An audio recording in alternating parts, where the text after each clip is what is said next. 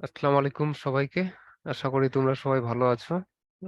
অনেকে জয়েন দিচ্ছ। সবাইকে আজকের ফিজিক্স ক্লাসে স্বাগতম।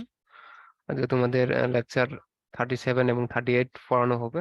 সেই সাথে হচ্ছে তোমাদের আজকে ভোকালে থাকবে নম্র ভাইয়া। ভাইয়া শুনতেছেন আমাকে? হ্যাঁ ভাই, আমি শুনতে পাচ্ছি। আসসালামু আলাইকুম ভাইয়া, কেমন আছেন? ওয়ালাইকুম সালাম ভাই, আলহামদুলিল্লাহ ভালো আছি। আপনি ভালো ভাই? জি ভাইয়া, আলহামদুলিল্লাহ ভালো। ভাইয়া আমরা কি এখনই শুরু করবো নাকি ওয়েট করবো একটু? আহ, আমরা ভাই 3 মিনিট ওয়েট করি। ওকে ভাইয়া, তাহলে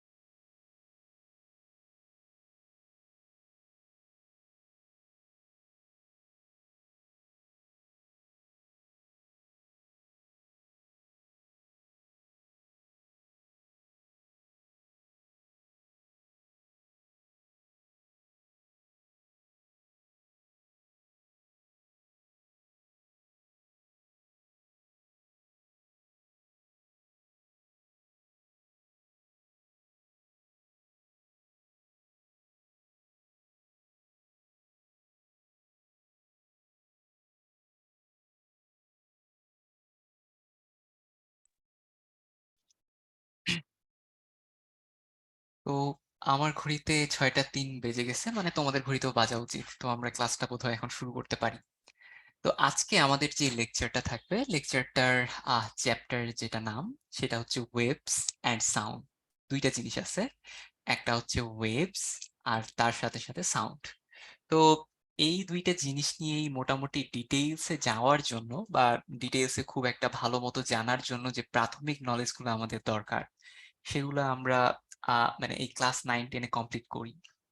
তো আজকেও আমরা এই ব্যাপারগুলো নিয়ে একটু আলোচনা করার চেষ্টা করব। তো এর আগের দিন একটা হোমওয়ার্ক ছিল, সেটা আমাদের ছিল এর আগের চ্যাপ্টারটা থেকে, অর্থাৎ হিটের যে চ্যাপ্টারটা ছিল সেখান থেকে। তো তোমরা একটু চ্যাট বক্সে জানাও তো তোমরা কে কে হোমওয়ার্কটা করছো আর কে কে করো নাই। যারা করছো তারা একটু ওয়াই লিখো, আর যারা করো নাই তারা একটু এন লিখো।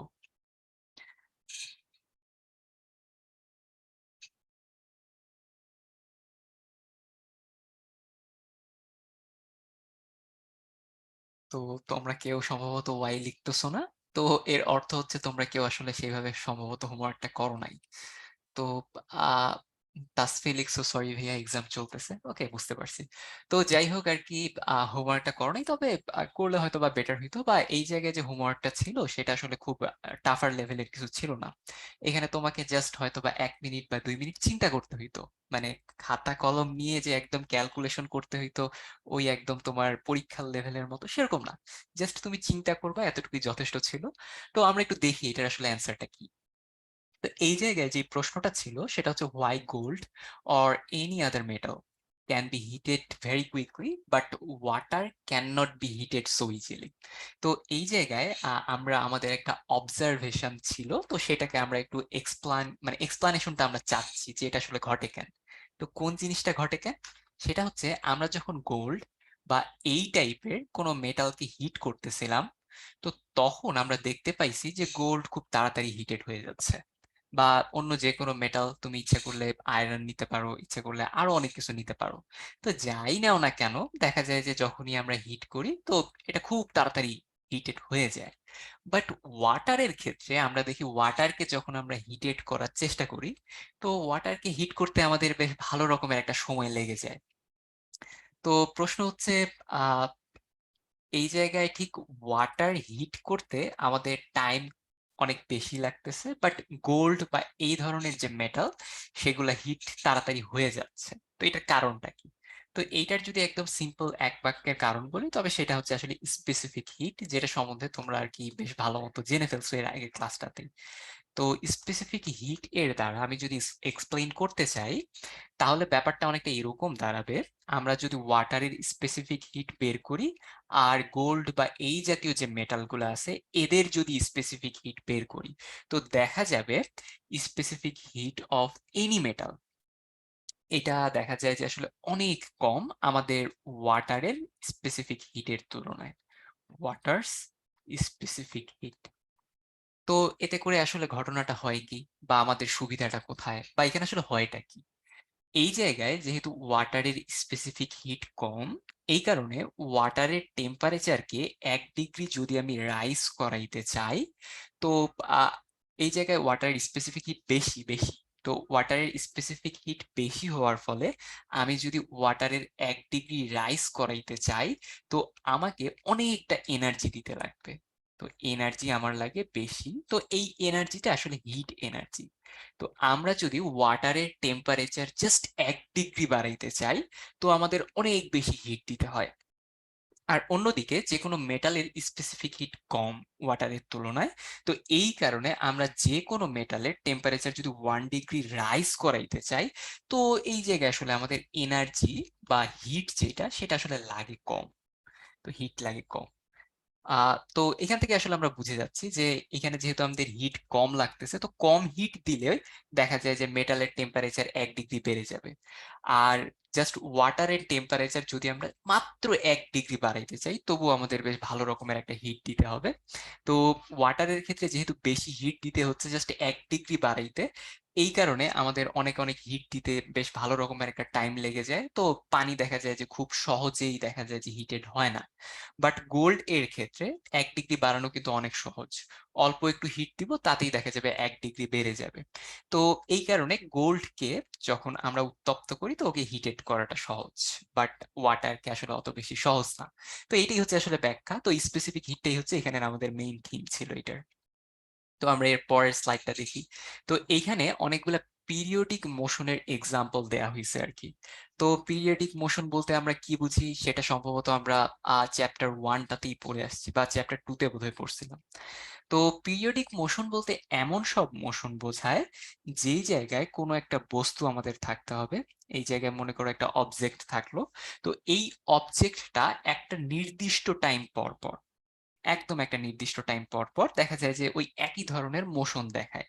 তো ব্যাপারটা কেমন, চলো আমরা একটু এইটার দিকে তাকাই, এই ছবিটার দিকে। এই জায়গায় আমাদের একটা স্যাটেলাইট আছে। তো এই স্যাটেলাইটটা মনে করো 24 ঘন্টায় পৃথিবীকে একটা পাক দেয়, আমরা ধরে নিলাম আর কি। যদি এরকম হয় তাহলে দেখা যাবে যে 24 ঘন্টা আগে এই স্যাটেলাইটটা এখান থেকে চলা শুরু করবে। চলতে চলতে চলতে চলতে যখনই 24 ঘন্টা হয়ে যাবে, স্যাটেলাইট এখানে চলে আসবে। আবার দেখা যাবে যে যখন এখানে চলে আসবে, স্যাটেলাইট তো চলতেই থাকবে, স্যাটেলাইট তো আর থামবে না। তো এইভাবে প্রত্যেক 24 ঘন্টা পর পর এই একটা করে রোটেশন কমপ্লিট করবে, বা একই ধরনের মোশন দেখাবে। তো একটা নির্দিষ্ট সময় পর পর একই ধরনের মোশন দেখাচ্ছে, এই ধরনের যে মোশন গুলো আছে সেগুলোকে আমরা পিরিয়ডিক মোশন বলি। আর এই যে একটা নির্দিষ্ট সময় পর পর যে একই ধরনের মোশন দেখাচ্ছে, এই নির্দিষ্ট সময়টাকে আমরা বলি পিরিয়ড। তো যেই নির্দিষ্ট সময়টা পর পর দেখা যায় যে এই একই ধরনের মোশন আমরা দেখতে পাই, সেইটাকে আমরা দেখা যায় যে পিরিয়ডিক মোশন বলতে পারি। তো এই জায়গায় সার্কুলার মোশন যেটা, সেটা এক ধরনের পিরিয়ডিক মোশন। তারপর এখানে আমরা যদি এই ফ্যানটার মোশনকে যদি একটু লক্ষ্য করি, তো ফ্যানের এই পাখাটার দিকে তুমি যদি তাকাও, তাহলে দেখবা যে ফ্যানের এই পাখাটা একটা নির্দিষ্ট সময় পর পর আবার এইখানে চলে আসে, এবং আসার পর সেই আগে প্রথমবার যেইভাবে করে রোটেট করছিল, সেই একই ধরনের রোটেশন আবার দেখায়। তো একটা নির্দিষ্ট সময় পর পর একই ধরনের মোশন দেখাচ্ছে, তো এইটাকে আমরা পিরিয়ডিক মোশন বলতে পারি। তো এইটা পিরিয়ডিক মোশন, এইটা পিরিয়ডিক মোশন। তো এই জায়গায় দেখো, এই জায়গায় আমরা একটা বস্তু দেখতে পাচ্ছি বা একটা পেন্ডুলাম আর কি দেখতে পাচ্ছি। তো পেন্ডুলামের ক্ষেত্রে যেটা করা হয় সেটা হচ্ছে প্রথমে একটা দড়ি নেওয়া হয়, তো দড়ির মাথায় একটা ভরযুক্ত কোনো একটা বস্তুকে ঝুলায় দেওয়া হয়। তো এই জায়গায় একটা ভার বা একটা মাছ আমি ঝুলাই দিছি, ঝুলাই দেওয়ার পর এটাকে একটু টেনে এই জায়গায় আমি নিয়ে যাব, নিয়ে যায় আমি যখন ছেড়ে দিব তখন দেখা যায় এই যে মাছটা ছিল সেটা এইভাবে এইভাবে করে রোটেট করতে থাকে আর কি। তো এই যে ব্যাপারটা, এই জায়গায় তুমি যদি এই মাছটার দিকে একদম ক্লোজলি তাকাও তাহলে দেখবা যে মাছটা মনে করো এখান থেকে চলতে শুরু করলো, চলতেছে চলতেছে চলতেছে এখানে পৌঁছায় গেল, তারপর আবার এইদিকে চলতে শুরু করলো, চলতে চলতে এই জায়গায় চলে আসলো। তো এইখানে আসার পর থেকে আবার এই পাশে চলতে শুরু করবে, এখানে পৌঁছাবে, আবার এখানে চলে আসবে, এই জায়গায় আবার চলে আসলো। তো এইভাবে করে দেখা যাবে যে এই জায়গায় বারবার ফিরে আসবে এবং তারপর আবার ওই একই ধরনের রোটেশন বারবার দেখাইতে থাকবে। তো একই ধরনের রোটেশন যারা একটা নির্দিষ্ট টাইম পর পর দেখায় তাদেরকে যে মোশনটা আমরা দেখতে পাই সেটাই পিরিয়ডিক মোশন যেহেতু, তো এর মোশনটাকেও আমরা পিরিয়ডিক মোশন বলতে পারি। তো এর মোশনটাও একটা পিরিয়ডিক মোশন। এটার কারণ কি? কারণটা হচ্ছে আমাদের এইখানে যে মাসটা আছে সেটা একটা নির্দিষ্ট সময় পর পর একই ধরনের মোশন দেখাচ্ছে। এই একটা নির্দিষ্ট সময়ে গেল, সে এই জায়গায় চলে আসলো, এইখান থেকে চলতে শুরু করছিল, আবার এখানে চলে গেল, তারপর আবার চলতে শুরু করলো, মানে এইভাবে করে, মানে এই যে মোশনটা সেটা বারবার রিপিট হইতে থাকবে। তো এই কারণে এটাকে আমরা পিরিয়ডিক মোশন বলতে পারি। তো পিরিয়ডিক ছাড়াও আরো কিছু মোশন আছে, যেমন আমাদের ভাইব্রেটরি যে মোশনটা, এটাও অনেকটা পিরিয়ডিক বলা যায় আর কি। তো এই জায়গায় দেখা যায় যে আমাদের এখানে একটা স্ট্রিং আমরা দেখতে পাচ্ছি, তো স্ট্রিংটাকে আমরা মনে করো একটু টানলাম, টেনে আমরা একটু ছেড়ে দিলাম। তো টেনে যদি আমরা ছেড়ে দেই তাহলে দেখা যাবে যে স্ট্রিংটা একটা নির্দিষ্ট সময় উপরের দিকে যাবে, তারপর আস্তে করে নিচে নামতে থাকবে, নিচে নামে নিচের জায়গায় আসবে, তারপর আবার এই জায়গায় চলে যাবে। আমরা এই জায়গা থেকে টেনে এটাকে এখানে নিয়ে আসছিলাম, তো এইভাবে করে একটা রোটেশন সে দেখাইতে থাকবে বা একটা মোশন সে দেখাইতে থাকবে। তো এই মোশনটার ক্ষেত্রে তুমি যদি একটু ক্লোজলি লুক করো বা একটু যদি গভীরভাবে দেখো তাহলে দেখবা যে প্রথমে আমাদের এই স্ট্রিংটা এই জায়গা থেকে এই জায়গায় পৌঁছাবে, তারপর এইখান থেকে এইখানে চলে আসবে, তারপর আবার এইখান থেকে এই জায়গায় যাবে। তো এইটুকু হচ্ছে একটা স্ট্রিং এর মোশন। কিন্তু দেখা যাবে যখন স্ট্রিংটা এই জায়গায় চলে যাবে তখন সে আবার থেমে যাবে না, সে আবার ওই আগের মতো আগে যেরকম গতি দেখাইলো, মানে এখান থেকে এইখানে গেল, আবার এই নিচে নামলো, আবার এই সাম্যাবস্থা বা মিডিলের যে জায়গাটা সেই জায়গায় পৌঁছায় গেল, এই যে মোশনের যে সিকোয়েন্সটা এটা আবার ফলো করবে। তো এটা বারবার দেখাইতে থাকবে, এই ঘটনাটা রিপিট হইতে থাকবে। তো এই কারণে এই জায়গায় স্ট্রিংটার যে মোশন আছে সেটাকেও আমরা পিরিয়ডিক মোশন বলতে পারি। তো এই জায়গায় আমরা দেখতে পাচ্ছি একটা আমাদের ম্যাসিভ অবজেক্ট আছে, একজন লোক সেটাকে ঠেলে ধাক্কা দিয়ে এক জায়গা থেকে আরেক জায়গায় নিয়ে যাচ্ছে। তো এইটাকে আমরা সেকেন্ড চ্যাপ্টার যখন পড়ি তখন এটাকে আমরা লিনিয়ার মোশন বলছিলাম। তো লিনিয়ার মোশনের ক্ষেত্রে দেখা যায় যে যখন একটা বস্তু এই বড়সড় বস্তুটাকে ধাক্কা দিচ্ছে, বা আসলে বস্তু না, এটাকে আসলে আমাদের ব্যক্তি বলা উচিত, তো একটা ব্যক্তি যখন এই বস্তুটাকে ধাক্কা দিচ্ছে তো বস্তুটা এই জায়গা থেকে ডিসপ্লেস হয়ে আস্তে আস্তে এই জায়গায় সরে যাবে। তো এই জায়গা থেকে সে এই জায়গায় সরে গেল, তো সরে যাওয়ার পর সে কি আবার এই জায়গায় ফেরত এসে এই ধরনের মোশন কিন্তু সে রিপিট করবে না। তো যেহেতু এই ধরনের মোশন সে রিপিট করতেছে না, তো এইটা পিরিয়ডিক মোশন না। এরপর এই জায়গায় দেখো, এই জায়গায় আমরা কার্ভিলিনিয়ার মোশন দেখতে পাচ্ছি। তো কার্ভিলিনিয়ার মোশনও অনেকটা লিনিয়ার মোশনের মতোই। লিনিয়ার মোশনে আমরা কি দেখি? আমরা যে কোনো একটা অবজেক্টকে একটা নির্দিষ্ট দিকে সরে যাইতে দেখি, যেটা এই লিনিয়ার মোশনটার ক্ষেত্রে আমরা দেখতে পাচ্ছিলাম। আর কার্ভিলিনিয়ার মোশনের ক্ষেত্রে যেটা হয়, একটা বস্তু এক জায়গা থেকে আরেক জায়গায় সরে যায়, ঠিক আছে, বাট এইবার সরে যাওয়ার সময় সে একটা কার্ভ এর মতো পাথ ফলো করে আর কি। এই জায়গায় বস্তুটা যখন সরে যাচ্ছিল সে একদম স্ট্রেইট লাইন বরাবর সরে গেছিল, কিন্তু এই জায়গায় বস্তুটা সরার সময় একটা কার্ভ এর মতো পাথ ফলো করছে। তো এই কারণে এই যে মোশনটা, এই মোশনটাকে আমরা বলতে পারি linear, and at the same time এটা একটা কার্ভ মোশন। তো এই কারণে এই যে মোশনটা এটাকে আমরা কার্ভিলিনিয়ার মোশন বলি। তো আমরা যখন একটা ফুটবলকে লাথি মারবো বা একজন ব্যক্তি যদি একটা ফুটবলকে লাথি মারে, তো ফুটবলটা এই কার্ভিলিনিয়ার মোশন অনেকটা শো করবে। শো করার পর ফুটবলটা মনে করো এই জায়গায় চলে গেল, এই জায়গায় যায় মনে করো ফুটবলটা স্থির হয়ে যাবে বা ফুটবলটা সামনের দিকে গড়িয়ে গড়িয়ে চলে যাবে। তো এই জায়গায় দেখো, এই জায়গায় ফুটবলটা প্রথমে এই জায়গায় ছিল, তারপর এইখান থেকে আস্তে আস্তে এই জায়গায় চলে গেছে, যাওয়ার পর ফুটবল কিন্তু আবার ওই আগের জায়গায় ফেরত আসবে না। তো আগের জায়গায় ফেরত এসে আবার এই ধরনের মোশনটা বারবার রিপিট করতে থাকবে না। তো এই জায়গায় যেহেতু রিপিট হচ্ছে না, তার মানে এটা কোনোভাবে পিরিয়ডিক মোশন না। তো আমরা যেটা দেখলাম, আমরা ভাইব্রেটরি মোশনটাকে অনেকটা পিরিয়ডিক মোশন বলতে পারি, লিনিয়ারকে পিরিয়ডিক বলতে পারি না, কার্ভিলিনিয়ারকে পিরিয়ডিক বলতে পারি না, অসিলেটরি যে মোশনটা ছিল সেটাকে পিরিয়ডিক বলতে পারি, সার্কুলার মোশনকে পিরিয়ডিক বলতে পারি, আর রোটারি যে মোশন সেটাকেও পিরিয়ডিক বলতে পারি। তো এই মোশনগুলা সম্বন্ধে আমরা আসলে এখন অত বেশি জানবো না বা আলোচনা করবো না, কারণ এটা সেকেন্ড চ্যাপ্টারে হয়ে গেছে তোমাদের। তো এই জায়গার মধ্যে এগুলা পিরিয়ডিক মোশন, আর এই দুইটা কোনোভাবেই পিরিয়ডিক না। তো পিরিয়ডিক মোশনের যেটা আমরা স্পেশাল ক্যারেক্টার পড়লাম সেটা হচ্ছে, মানে ক্যারেক্টারিস্টিক পড়লাম, সেটা হচ্ছে এই জায়গায় অবশ্যই যে জিনিসটা থাকতে লাগবে সেটা হচ্ছে একটা পিরিয়ড। তো এই নির্দিষ্ট পিরিয়ড পর পর দেখা যাবে যে একই ধরনের মোশন বারবার ফলো করবে আমাদের বস্তুটা। তো একই ধরনের মোশন যেহেতু বারবার ফলো করতেছে, তো এই মোশনটাকে এই কারণে আমরা পিরিয়ডিক মোশন বলি আর কি।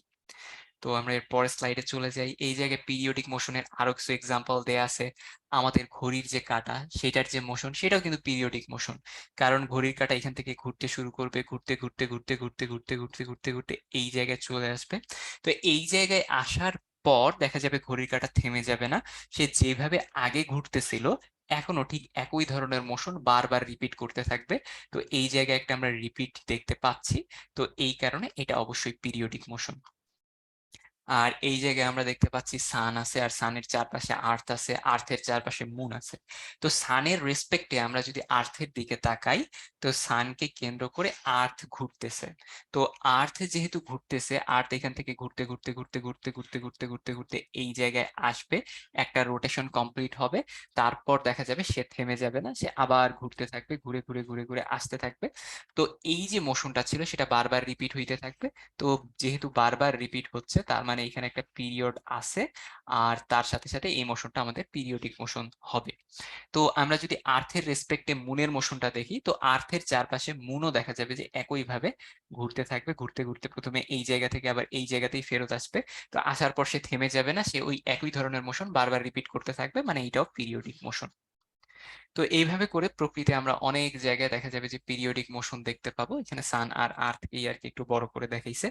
তো প্রশ্নটা হচ্ছে, মানে যদি আর কি একটু জটিল টাইপের ভাবে আমরা যদি চিন্তা করার চেষ্টা করি, তো সানকে কেন্দ্র করে আর্থ ঘুরতেছে, এটা পিরিয়ডিক মোশন আমরা বুঝতে পারতেছি। একটা নির্দিষ্ট সময় পর পর দেখা যাচ্ছে যে মোশনটা বারবার রিপিট হচ্ছে। মুন আর্থকে কেন্দ্র করে ঘুরতেছে, তো এটাও একটা পিরিয়ডিক মোশন।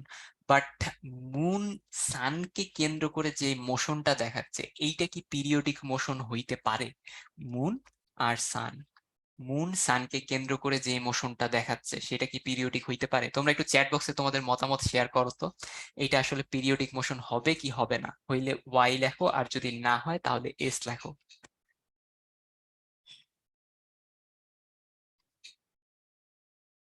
ও সরি, এস বলছি তো এন লেখো আর কি যদি না হয়। সামিন বলছো পিরিয়ডিক, ইপ্তিতা বলছো নো, রানিয়া বলছো নো, তাসফি বলছো ইয়েস, আলিয়া বলছো ইয়েস। তো একজন ইয়েস বলতেছো, একজন নো বলতেছো, তো সুফিয়ান অবশ্যই ইয়েস বলছে। তো এই জায়গায় আসলে দেখা যাবে এইটাও আসলে একটা পিরিয়ডিক মোশন হবে। তো এই পিরিয়ডিক মোশনটা আসলে একদম সিম্পল পিরিয়ডিক মোশন হবে না, এটা একটা কমপ্লেক্স লেভেলের পিরিয়ডিক মোশন হবে। তো এগুলা তোমরা আস্তে আস্তে যখন পরের শ্রেণীতে যাবা তো আরো ভালো মতো জানতে পারবা।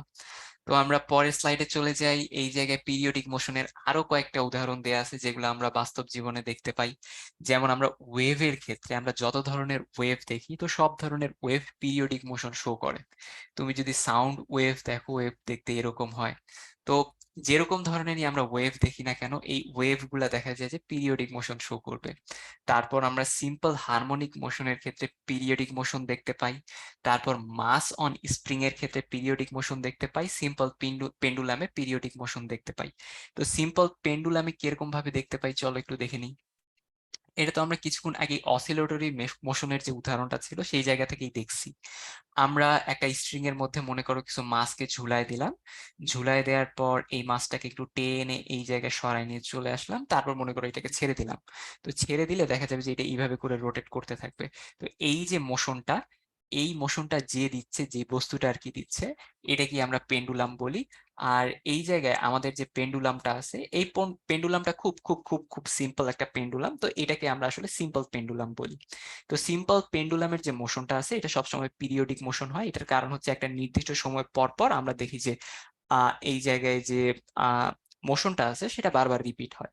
এই কারণে সিম্পল পেন্ডুলামের যে মোশনটা সেটাকে আমরা পিরিয়ডিক মোশন বলে থাকি।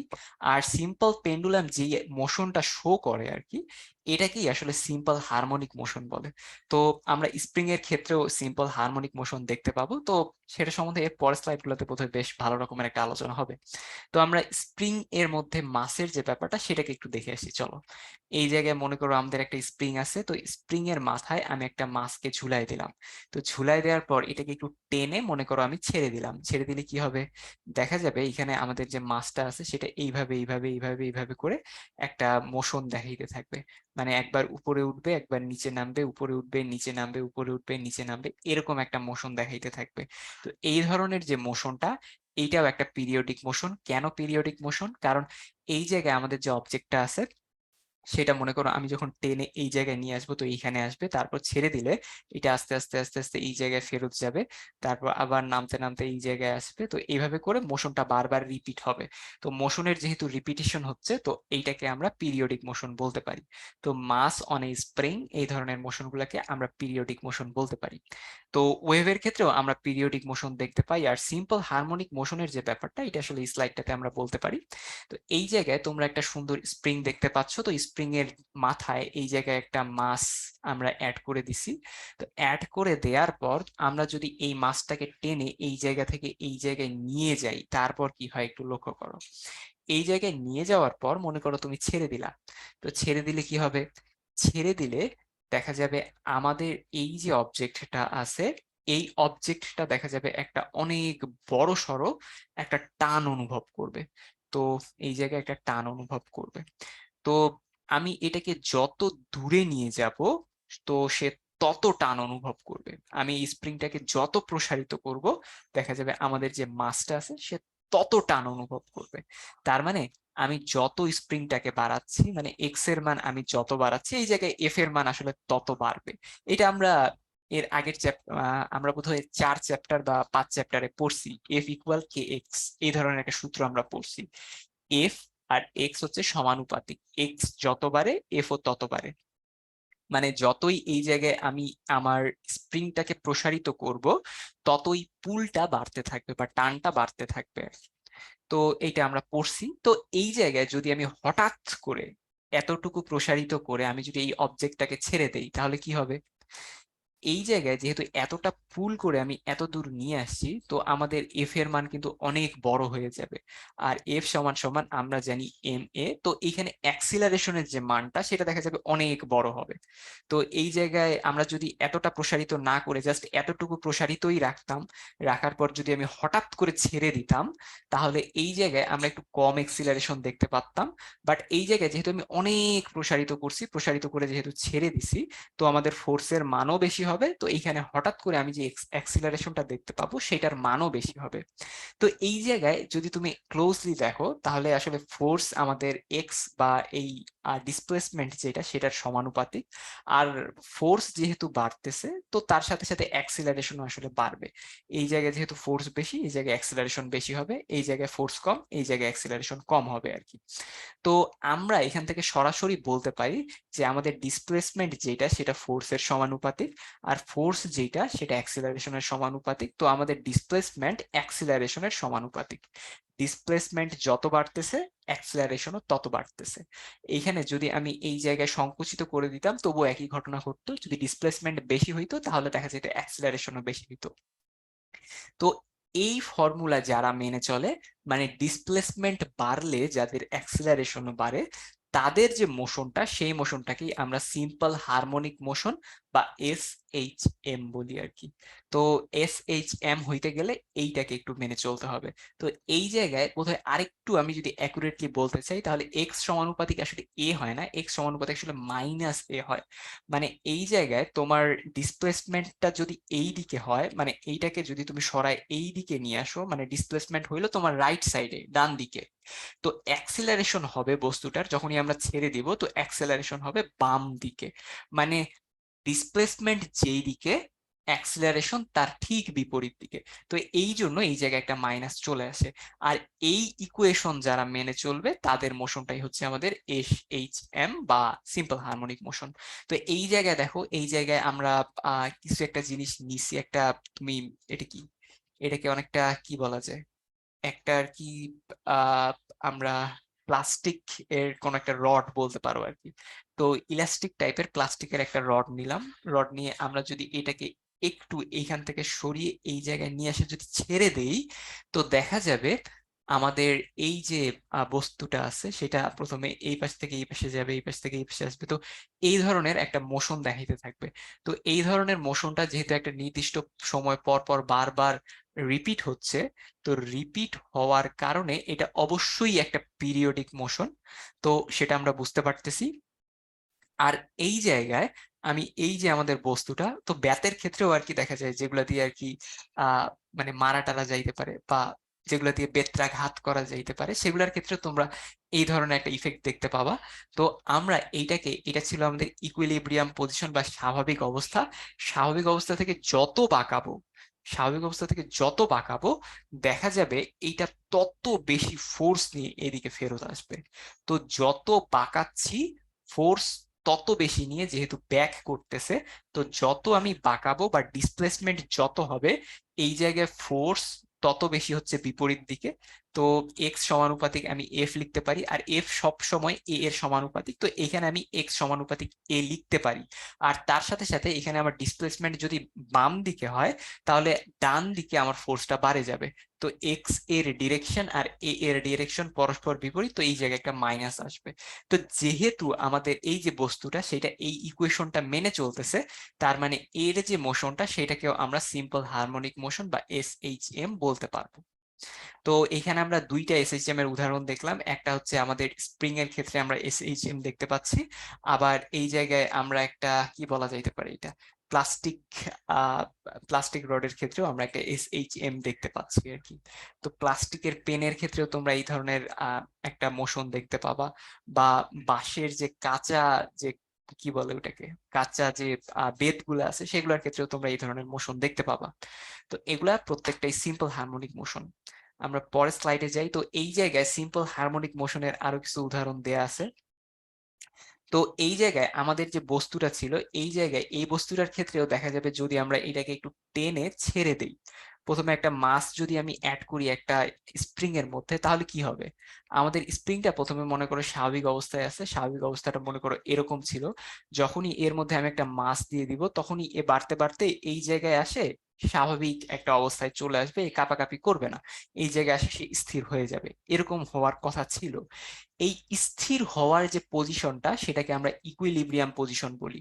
তো স্থির হয়ে যেই অবস্থায় আমাদের মাসটা আছে বা যেই জায়গায় আমাদের মাসটা আছে, এই পজিশনটাকে আমরা ইকুইলিব্রিয়াম পজিশন বলি, ইকুইলিব্রিয়াম পজিশন।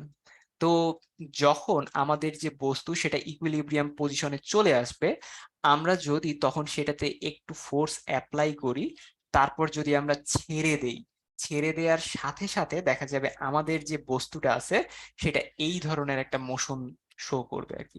মানে তোমরা এখানে একটা অ্যানিমেশন সম্ভবত দেখতে পাচ্ছ যে এই জায়গায় যেভাবে করে মোশনটা শো করতেছে, এই ধরনের একটা মোশন সবসময় দেখা যাবে। তো এই জায়গায় এই মোশনটার যদি আমরা গ্রাফ আঁকি, তো টাইম তো যাচ্ছে, তো টাইমের সাথে সাথে মনে করো আমি এই ইকুইলিব্রিয়াম পজিশন থেকে এর ডিস্টেন্স কতটা, এইটার যদি গ্রাফ আঁকি, তো গ্রাফটা দেখতে কেমন হবে সেটা আমরা এই ডান পাশে দেখতে পাচ্ছি। আমাদের গ্রাফটা দেখো, এই জায়গায় একদম এতটা দূরত্ব, তো এতটা দূরত্ব আমরা এই পয়েন্টটা আঁকছি। মানে এখানে তুমি খুব ভালো মতো বুঝতে পারবা যে এইখানে আমাদের যে ম্যাসিভ অবজেক্ট যেটা আছে সেটা যেইভাবে করে বা যেই পয়েন্টে যাচ্ছে, আমাদের গ্রাফের উপর যে ম্যাসিভ অবজেক্টটা সেটাকেও আমরা সেই পয়েন্টেই রাখতেছি আর কি। তো আমাদের ম্যাসিভ অবজেক্টটার ডিসপ্লেসমেন্ট এখন এইখানে, তো আমাদের এই জায়গায় আমরা একটা পয়েন্ট নিচ্ছি, যখন ডিসপ্লেসমেন্ট এইখানে হয়ে যায় তখন এই জায়গায় আমরা পয়েন্ট নিই, যখন এইখানে ডিসপ্লেসমেন্ট এই জায়গায় পয়েন্ট নেই। তো এইভাবে করে আমরা পয়েন্ট গুলা নেই। আর টাইম তো যেতেই থাকে। তো টাইমের সাথে সাথে এই পয়েন্ট গুলোকে যদি তুমি প্লট করো, তাহলে এই জায়গায় আমাদের যে গ্রাফটা আসে, গ্রাফটা দেখতে অনেকটা এরকম একটা গ্রাফ আসে, যেটা অনেকটা সাইন গ্রাফের সাথে মিলে যায়। এই জায়গায় যদিও সাইন গ্রাফের সাথে মিলে নাই, অনেকটা কস গ্রাফের সাথে মিলে গেছে। এটা অনেকটা কসের যদি তোমরা গ্রাফ আঁকো, ওয়াই ইকুয়াল কস এক্স এই টাইপের যদি কোনো গ্রাফ আঁকো, তাহলে তোমরা এই ধরনের একটা গ্রাফ দেখতে পাবা আর কি। ওয়াই ইকুয়াল কস এক্স এর গ্রাফটা অনেকটা দেখতে এরকম হবে। তো আহ এটাকে আমরা আর কি সাইনোসয়েডাল গ্রাফ বলে থাকি, কারণ কস এক্স এর গ্রাফ আর সাইন এক্স এর গ্রাফ অনেকটা সেম হয় আর কি, শুধুমাত্র তাদের মধ্যে একটা দশার পার্থক্য বা ফেজের ডিফারেন্স থাকে, সেটা তোমরা আস্তে আস্তে বুঝবা। তো সাইনের গ্রাফ আর কসের গ্রাফ দেখতে অনেকটা সেম হয়, তো এই কারণে কসের যে গ্রাফগুলো সেগুলোকেও আমরা সাইনোসয়েডাল বলি আর কি। তো এই জায়গায় এস এইচ এম এ আমাদের বস্তুটা যেই ডিসপ্লেসমেন্টের গ্রাফ থাকবে, সেই গ্রাফটা অনেকটা সাইনোসয়েডাল হবে। তো সেটা আমরা এই জায়গায় দেখতে পাচ্ছি। আর এই জায়গায় আমাদের যে স্প্রিংটা ছিল আর আমাদের যে বস্তুটা ছিল, বস্তুর উপর ফোর্স যেটা অ্যাপ্লাই হবে সেটা এফ ইকুয়াল কে এ অল টাইমই থাকবে। আর এই জায়গায় আমাদের এই যে গ্রাফটাকে যে আমরা প্লট করলাম, এটাকে যদি আমরা ফুললি প্লট করি, তাহলে এই ধরনের আমরা একটা গ্রাফ দেখতে পাবো, যেটা দেখতে অনেকটা একটা ওয়েভের মতো শেপ আসছে। তো এই ওয়েভের মতো যে শেপটা আসছে, এইখান থেকে আমরা পিরিয়ড মেজার করতে পারি আর অ্যামপ্লিটিউড মেজার করতে পারি। তো অ্যামপ্লিটিউড যেটা, সেটা হচ্ছে আমাদের এটা তো ইকুইলিব্রিয়াম পজিশন। তো ইকুইলিব্রিয়াম থেকে কোনো অবজেক্ট হাইয়েস্ট যেই পজিশনে যাচ্ছে, সেটা হচ্ছে তার অ্যামপ্লিটিউড। তো এই জায়গায় আমাদের এই যে বস্তুটা ছিল, এই বস্তুটা হাইয়েস্ট যে দুইটা পয়েন্টে যাচ্ছে, সেটা হচ্ছে এই পয়েন্ট অথবা এই পয়েন্ট, এই দুইটা হচ্ছে আমাদের যে এই বস্তুটা ছিল তার হাইয়েস্ট দুইটা পয়েন্ট। তো এটাকে অবশ্য হাইয়েস্ট বললে এটাকে লোয়েস্টও তুমি বলতে পারো, বা এটাকে নেগেটিভ হাইয়েস্টও তুমি বলতে পারো। তো যেভাবেই বলো না কেন, আমাদের হাইয়েস্ট আর লোয়েস্ট যে পয়েন্ট দুইটা আছে, এগুলো ইকুইলিব্রিয়াম থেকে যত দূরত্ব থাকে, তো এইটাকে আমরা অ্যামপ্লিটিউড বলি আর কি। তো এইটা হচ্ছে অ্যামপ্লিটিউড, তো এতটুকু হচ্ছে অ্যামপ্লিটিউড। তো অ্যামপ্লিটিউডকে এ দিয়ে প্রকাশ করে, তো এই এ আসলে অ্যামপ্লিটিউড বুঝায়। তো এই জায়গায় এটা হচ্ছে অ্যামপ্লিটিউড, আর এই জায়গায় আমাদের যে ওয়েভটা আছে, ওয়েভটা দেখো একটা নির্দিষ্ট টাইম পর পর একই ধরনের গ্রাফ শো করবে আর কি। তো প্রথম যদি গ্রাফটার এতটুকু পার্ট আমি দেখি, এতটুকু পার্ট দেখতে অনেকটা সাইনোসয়েডাল শেপের এরকম। তো এরপর দেখা যাবে এই যে গ্রাফটা, এই গ্রাফটাই আবার রিপিট হবে, এই গ্রাফ আবার রিপিট হইলো। এরপর দেখা যাবে এই গ্রাফ আবার রিপিট হবে, তো এই রিপিটেশনটা চলতেই থাকবে। তো রিপিটেশনটা যে চলতেই থাকবে, এই জায়গায় একটা পয়েন্ট পাওয়া যাবে বা একই ধরনের কিছু পয়েন্ট পাওয়া যাবে। এই পয়েন্ট আর এই পয়েন্টকে তুমি একই ধরনের পয়েন্ট বলতে পারো। তো একই ধরনের যে পয়েন্টগুলো আছে, যেই জায়গা থেকে আমাদের এই গ্রাফটা বারবার রিপিট হচ্ছে, সেই পয়েন্টগুলোর মধ্যে যে ডিস্টেন্সটা আছে, তো এই জায়গায় এই পয়েন্ট আর এই পয়েন্টের মধ্যে যে মানে ডিস্টেন্সটা আছে, সেটাকে আমরা মানে ওই ডিস্টেন্সটাকে আমরা ওয়েভ লেন্থ বলে থাকি। Wave alien GTH. তো এটা আমরা পরের স্লাইডে আরো ভালো মতো পড়বো। আর এইখানে যতটুকু টাইম লাগে সেটাকে আমরা আসলে পিরিয়ড বলি। তো এটা আমরা পরের স্লাইডে আরো ভালো মতো পড়বো, এখন অতটা না বুঝলেও চলবে। তো এই জায়গায় দেখো, এই জায়গায় আমাদের স্প্রিং যে ছিল, এই স্প্রিং এর মাথায় আমরা একটা ম্যাসিভ অবজেক্ট অ্যাড করে দিছি। তো অ্যাড করে আমরা যখন এটাকে টানতেছি, টানার পর যখন ছেড়ে দিচ্ছি, তো অনেক সময় আমরা যদি মানে আমাদের ম্যাসিভ অবজেক্টটা কোথায় থাকবে টাইমের রেসপেক্টে সেটাকে যদি প্লট করি, তো এই জায়গায় আমরা অনেকটা এরকম সাইনোসয়েডাল একটা গ্রাফ বা একটা কার্ভ দেখতে পাবো। তো এস এইচ এম এর ক্ষেত্রে সব সময় আমরা গ্রাফ পাবো অনেকটা সাইনোসয়েডাল লেভেলের। তো এই জায়গায় আমরা ওই এসএইচএম এর আরো কয়েকটা ব্যাপার দেখতে পাচ্ছি, সেটা হচ্ছে ফার্স্টে যে টি যেটা দেখাচ্ছে, এই টিটাকে বলে পিরিয়ড। তো পিরিয়ড কোনটা? পিরিয়ড হচ্ছে এই জায়গায় আমাদের এই পয়েন্টটা থেকে আমাদের এই বস্তুটার গতি আসলে শুরু হচ্ছে। তো শুরু হওয়ার পর সেটা চলতেছে চলতেছে চলতেছে চলতে চলতে চলতে এই পয়েন্টে যখন সে পৌঁছায় গেল, তারপর এই গ্রাফটা আবার রিপিট হবে। তো এই যে যেই অংশটা বারবার রিপিট হচ্ছে, এটাকে আমরা একটা সাইকেল বলতে পারি। এই সাইকেলটা বারবার রিপিট হচ্ছে, তো এইটা হচ্ছে একটা সাইকেল। তো এই সাইকেলটা ক্রস করতে আমাদের যে বস্তুটা আছে সেটা যতটুকু টাইম নিচ্ছে এই একটা সাইকেল কমপ্লিট করতে, সেটাই আসলে পিরিয়ড। তো আমরা কিছুক্ষণ আগে যে স্প্রিংটা ছিল সেটার দিকে যদি তাকাই, তো স্প্রিংটা যদি আমাদের চলা শুরু করে এই পয়েন্ট থেকে, মনে করো আমরা এখান থেকে কাউন্ট করা শুরু করলাম, এখান থেকে চলতেছে চলতেছে চলতেছে চলতেছে চলতেছে চলতেছে, এখানে চলে গেল, আবার ব্যাক করতেছে, ব্যাক করতে করতে করতে করতে আবার এখানে আসলো। এখন কিন্তু ওই আমরা কিছুক্ষণ আগে যে মোশনটা দেখলাম সেটাকে আবার রিপিট করতেছে। তো এই যে মোশনটা যেটা মানে আমরা শো করছিলাম, মানে এইখান থেকে শুরু করে এই জায়গায় ফার্স্টে যাবে, আবার ব্যাক হয়ে এই জায়গায় চলে আসবে, এই গোটাটা এই অবজেক্টের একটা ফুল মোশন, আর এই ফুল মোশনটাকে আমরা পুরোপুরি একটা সাইকেল বলতে পারি। তো তোমরা যদি এইখান থেকে কাউন্টিং শুরু না করে এইখান থেকে যদি কাউন্টিং শুরু করতে যাও, তাহলে কি হবে দেখো, এইখান থেকে কাউন্টিং শুরু হলে এই এক আমাদের বস্তু চলতেছে চলতেছে চলতেছে চলতেছে, পিকে চলে গেল, তারপর নামতেছে নামতেছে নামতেছে, এই জায়গায় আবার চলে আসলো, তো একটা সাইকেল কমপ্লিট হয়ে গেল। তো এই যে ব্যাপারটা, এইখান থেকে শুরু করে আবার হাইয়েস্টে পিকে যায়, আবার লোয়েস্ট পিক ব্যাক করে আবার এখানে ফিরে আসা, তো এইটাকে আমরা একটা সাইকেল বলতে পারি। তো সাইকেল বিভিন্ন ভাবে কাউন্ট করা যায়, আর এই একটা সাইকেলে যতটুকু টাইম নিচ্ছে সেটা হচ্ছে পিরিয়ড। আর এই পিরিয়ডকে আমরা যদি মানে এই পিরিয়ড যেটা, সেটা তো আমরা টাইম বের করি, তো পিরিয়ডের ইউনিট আমাদের কি হবে? যে কোনো ধরনের টাইমের ইউনিট হচ্ছে সেকেন্ড, তো পিরিয়ডের ইউনিটই হবে সেকেন্ড। তো পিরিয়ডের ইউনিট হচ্ছে সেকেন্ড। তো এখন তোমার মনে প্রশ্ন জাগতে পারে, পিরিয়ড ঠিক আছে, আমরা বুঝতে পারলাম যেই টাইমটাতে একটা পূর্ণ সাইকেল যাচ্ছে সেটাই হচ্ছে এক পিরিয়ড। তো এই জায়গায় আসলে একটা আমাদের সাইকেল যাইতে যেই টাইমটা লাগতেছে সেটা হচ্ছে এক পিরিয়ড। তো যেই টাইমটা লাগে সেই টাইমটা হচ্ছে পিরিয়ড। এখন তোমাকে যদি আমি জিজ্ঞেস করি যে এক সেকেন্ডে কয়টা সাইকেল চলবে, তো এক সেকেন্ডে কয়টা সাইকেল চলবে, হাউ মেনি সাইকেলস? তো এইটাকে ব্যাখ্যা করার জন্য আমাদের আরেকটা রাশি আছে, এক সেকেন্ডে কয়টা সাইকেল চলবে, এইটাকে ব্যাখ্যা করার জন্য আমাদের যে রাশিটা আছে সেটাকে বলে ফ্রিকোয়েন্সি। তো ফ্রিকোয়েন্সি মানেই হচ্ছে cycle per second, cycle per second, মানে এক সেকেন্ডে তোমার কয়টা সাইকেল চলতেছে সেটাই হচ্ছে আমাদের ফ্রিকোয়েন্সি। তো এই জায়গায় দেখো, এই জায়গায় আমাদের যে পিরিয়ড ছিল, মানে টি যে টাইমটা ছিল, এই টি টাইমে কয়টা সাইকেল চলে, সবাই একটু চ্যাট বক্সে জানাও তো, টি টাইমে কয়টা সাইকেল চলে? আমরা কি পড়ছি, একটা সাইকেল যাইতে যেই টাইমটা লাগে সেটাই হচ্ছে পিরিয়ড। তাহলে পিরিয়ডকে যদি আমরা টি দিয়ে প্রকাশ করি, তাহলে একটা পিরিয়ডে কয়টা সাইকেল কমপ্লিট হবে? একটা পিরিয়ডে কয়টা সাইকেল কমপ্লিট হবে? তো তাসফি সঠিক অ্যান্সার বলছো। আমাদের একটা পিরিয়ডে কয়টা সাইকেল কমপ্লিট হবে, একটু অ্যান্সার করার চেষ্টা করো। আমাদের একটা সাইকেলে দেখা যাবে, বা একটা সাইকেলে আমাদের একটা পিরিয়ড আসলে কমপ্লিট হবে, বা পিরিয়ডের যে টাইমটা আছে এই টাইমে আসলে একটা সাইকেল কমপ্লিট হবে।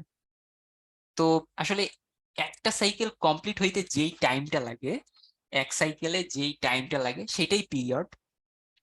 তাহলে একটা পিরিয়ড যদি কমপ্লিট হয় তাহলে এখানে সাইকেল কয়টা চলবে? একটাই সাইকেল চলবে, খুব সিম্পল। তো টি টাইমে আমাদের সাইকেল যাচ্ছে জাস্ট একটা, তাই না? টি টাইমে সাইকেল একটা, টিতে সাইকেল একটা। তো আমাদের এক সেকেন্ড টাইমে তাহলে কয়টা সাইকেল যাবে, যদি আমরা এক গুণ করে দিই তাহলেই আমরা সেটা পাই যাব না? তো এক সেকেন্ড টাইমে যেই পরিমাণ সাইকেল যাচ্ছে সেটাকে আমরা ফ্রিকোয়েন্সি বলি। তো এইখান থেকে আমরা একটা সূত্র পেয়ে যাই, সেটা হচ্ছে এফ ইকুয়াল 1/t। তো এই জায়গায় এফ হচ্ছে আমাদের ফ্রিকোয়েন্সি আর টি হচ্ছে আমাদের পিরিয়ড। তো টি হচ্ছে আমাদের পিরিয়ড আর এফ হচ্ছে ফ্রিকোয়েন্সি। তো এই দুইটা রাশি খুব ইম্পর্টেন্ট, একটু মাথায় রাখিও। তো ফ্রিকোয়েন্সি যেটা ইউনিট সেটা হচ্ছে সাইকেল পার সেকেন্ড, তুমি ইউজ করতে পারো অথবা হার্টজ ইউজ করতে পারো। তো হার্টজ ইউজ করাটাই মোস্ট পপুলার। আর পিরিয়ডের যেটা ইউনিট সেটা হচ্ছে সেকেন্ড। তো এই হচ্ছে আমাদের ব্যাপার স্যাপার। তো এই জায়গায় একটা ওমেগাও মাঝে মাঝে চলে আসে, বা একটা ওমেগাকেও আমরা ইউজ করি, এটা বোধহয় তোমাদের এখন অতটা লাগবে না, একটু কম কম লাগবে আর কি। তোমরা এইচএসসি তে যখন যাবে তখন অনেক বেশি পড়বা এই ওমেগা নিয়ে।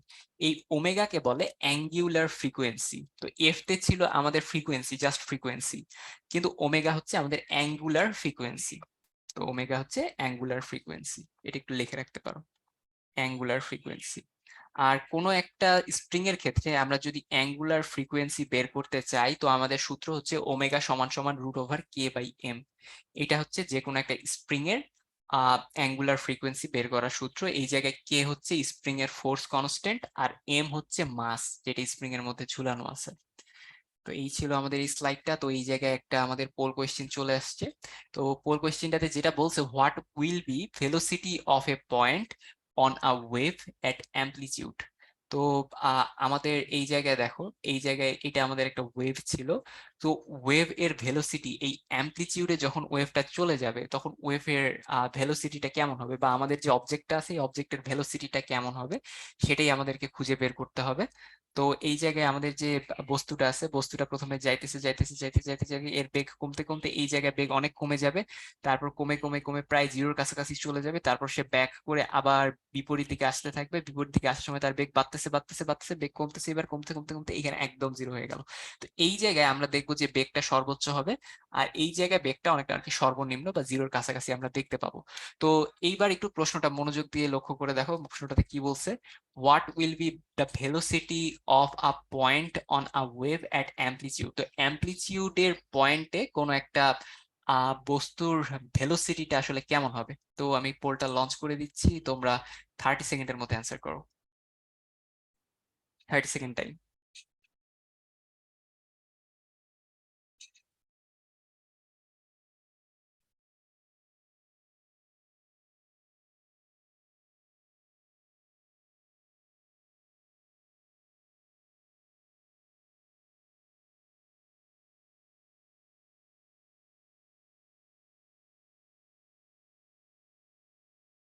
ওকে, আমাদের 30 সেকেন্ড হয়ে গেছে আর কি। তো তোমরা বেশ 50% মানুষজন সঠিক অ্যান্সার দিছো। তো সঠিক অ্যান্সারটা হচ্ছে আসলে ভেলোসিটিটা আসলে জিরো হয়ে যায় যখন আমরা অ্যামপ্লিচিউডে চলে যাই। কোন একটা বস্তু যখন অ্যামপ্লিচিউডে চলে যায় তখন আসলে ভেলোসিটিটা জিরো হয়। তো স্প্রিংটার দিকে তাকাইলেই তোমরা ব্যাপারটা বুঝতে পারবা। এখানে স্প্রিংটার ক্ষেত্রে হয় কি, এই জায়গায় তুমি লক্ষ্য করো, এই পয়েন্টে যখন স্প্রিংটা আসবে তার ভেলোসিটি কিন্তু সর্বোচ্চ থাকে, এই জায়গায় বেগ সর্বোচ্চ থাকে। যতই উপরে সে যাইতে থাকবে তার বেগটা আসলে কমতে থাকে, কমতে কমতে কমতে কমতে এই পয়েন্টে গেলে তার বেগ একদম জিরো হয়ে যায়। এরপর যখনই সে এখান থেকে ব্যাক করে আস্তে আস্তে তার বেগ বাড়তে বাড়তে বাড়তে বাড়তে এই পয়েন্টে আসার পর তার বেগ আসলে সর্বোচ্চ হয়ে যায়।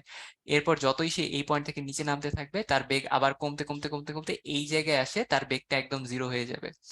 এরপর থেকে সে যতই মানে উপরে যাইতে থাকবে তার বেগ আবার দেখা যাবে যে বাড়তে বাড়তে বাড়তে বাড়তে এই পয়েন্টটাতে আবার বেগ সর্বোচ্চ হবে। তো বেগ সর্বোচ্চ হচ্ছে কোথায়, বেগ সর্বোচ্চ হবে ইকুইলিব্রিয়ামে, আর বেগ সর্বনিম্ন হবে বা জিরো হবে সেটা হচ্ছে অ্যামপ্লিচিউডে। তো ত্বরণের ক্ষেত্রে ব্যাপারটা কিন্তু আবার আলাদা হবে। ত্বরণের ক্ষেত্রে আমরা দেখা যায় ডিস্টেন্স যত বাড়ে বা ডিসপ্লেসমেন্ট যত বাড়ে ত্বরণ তত বাড়ে।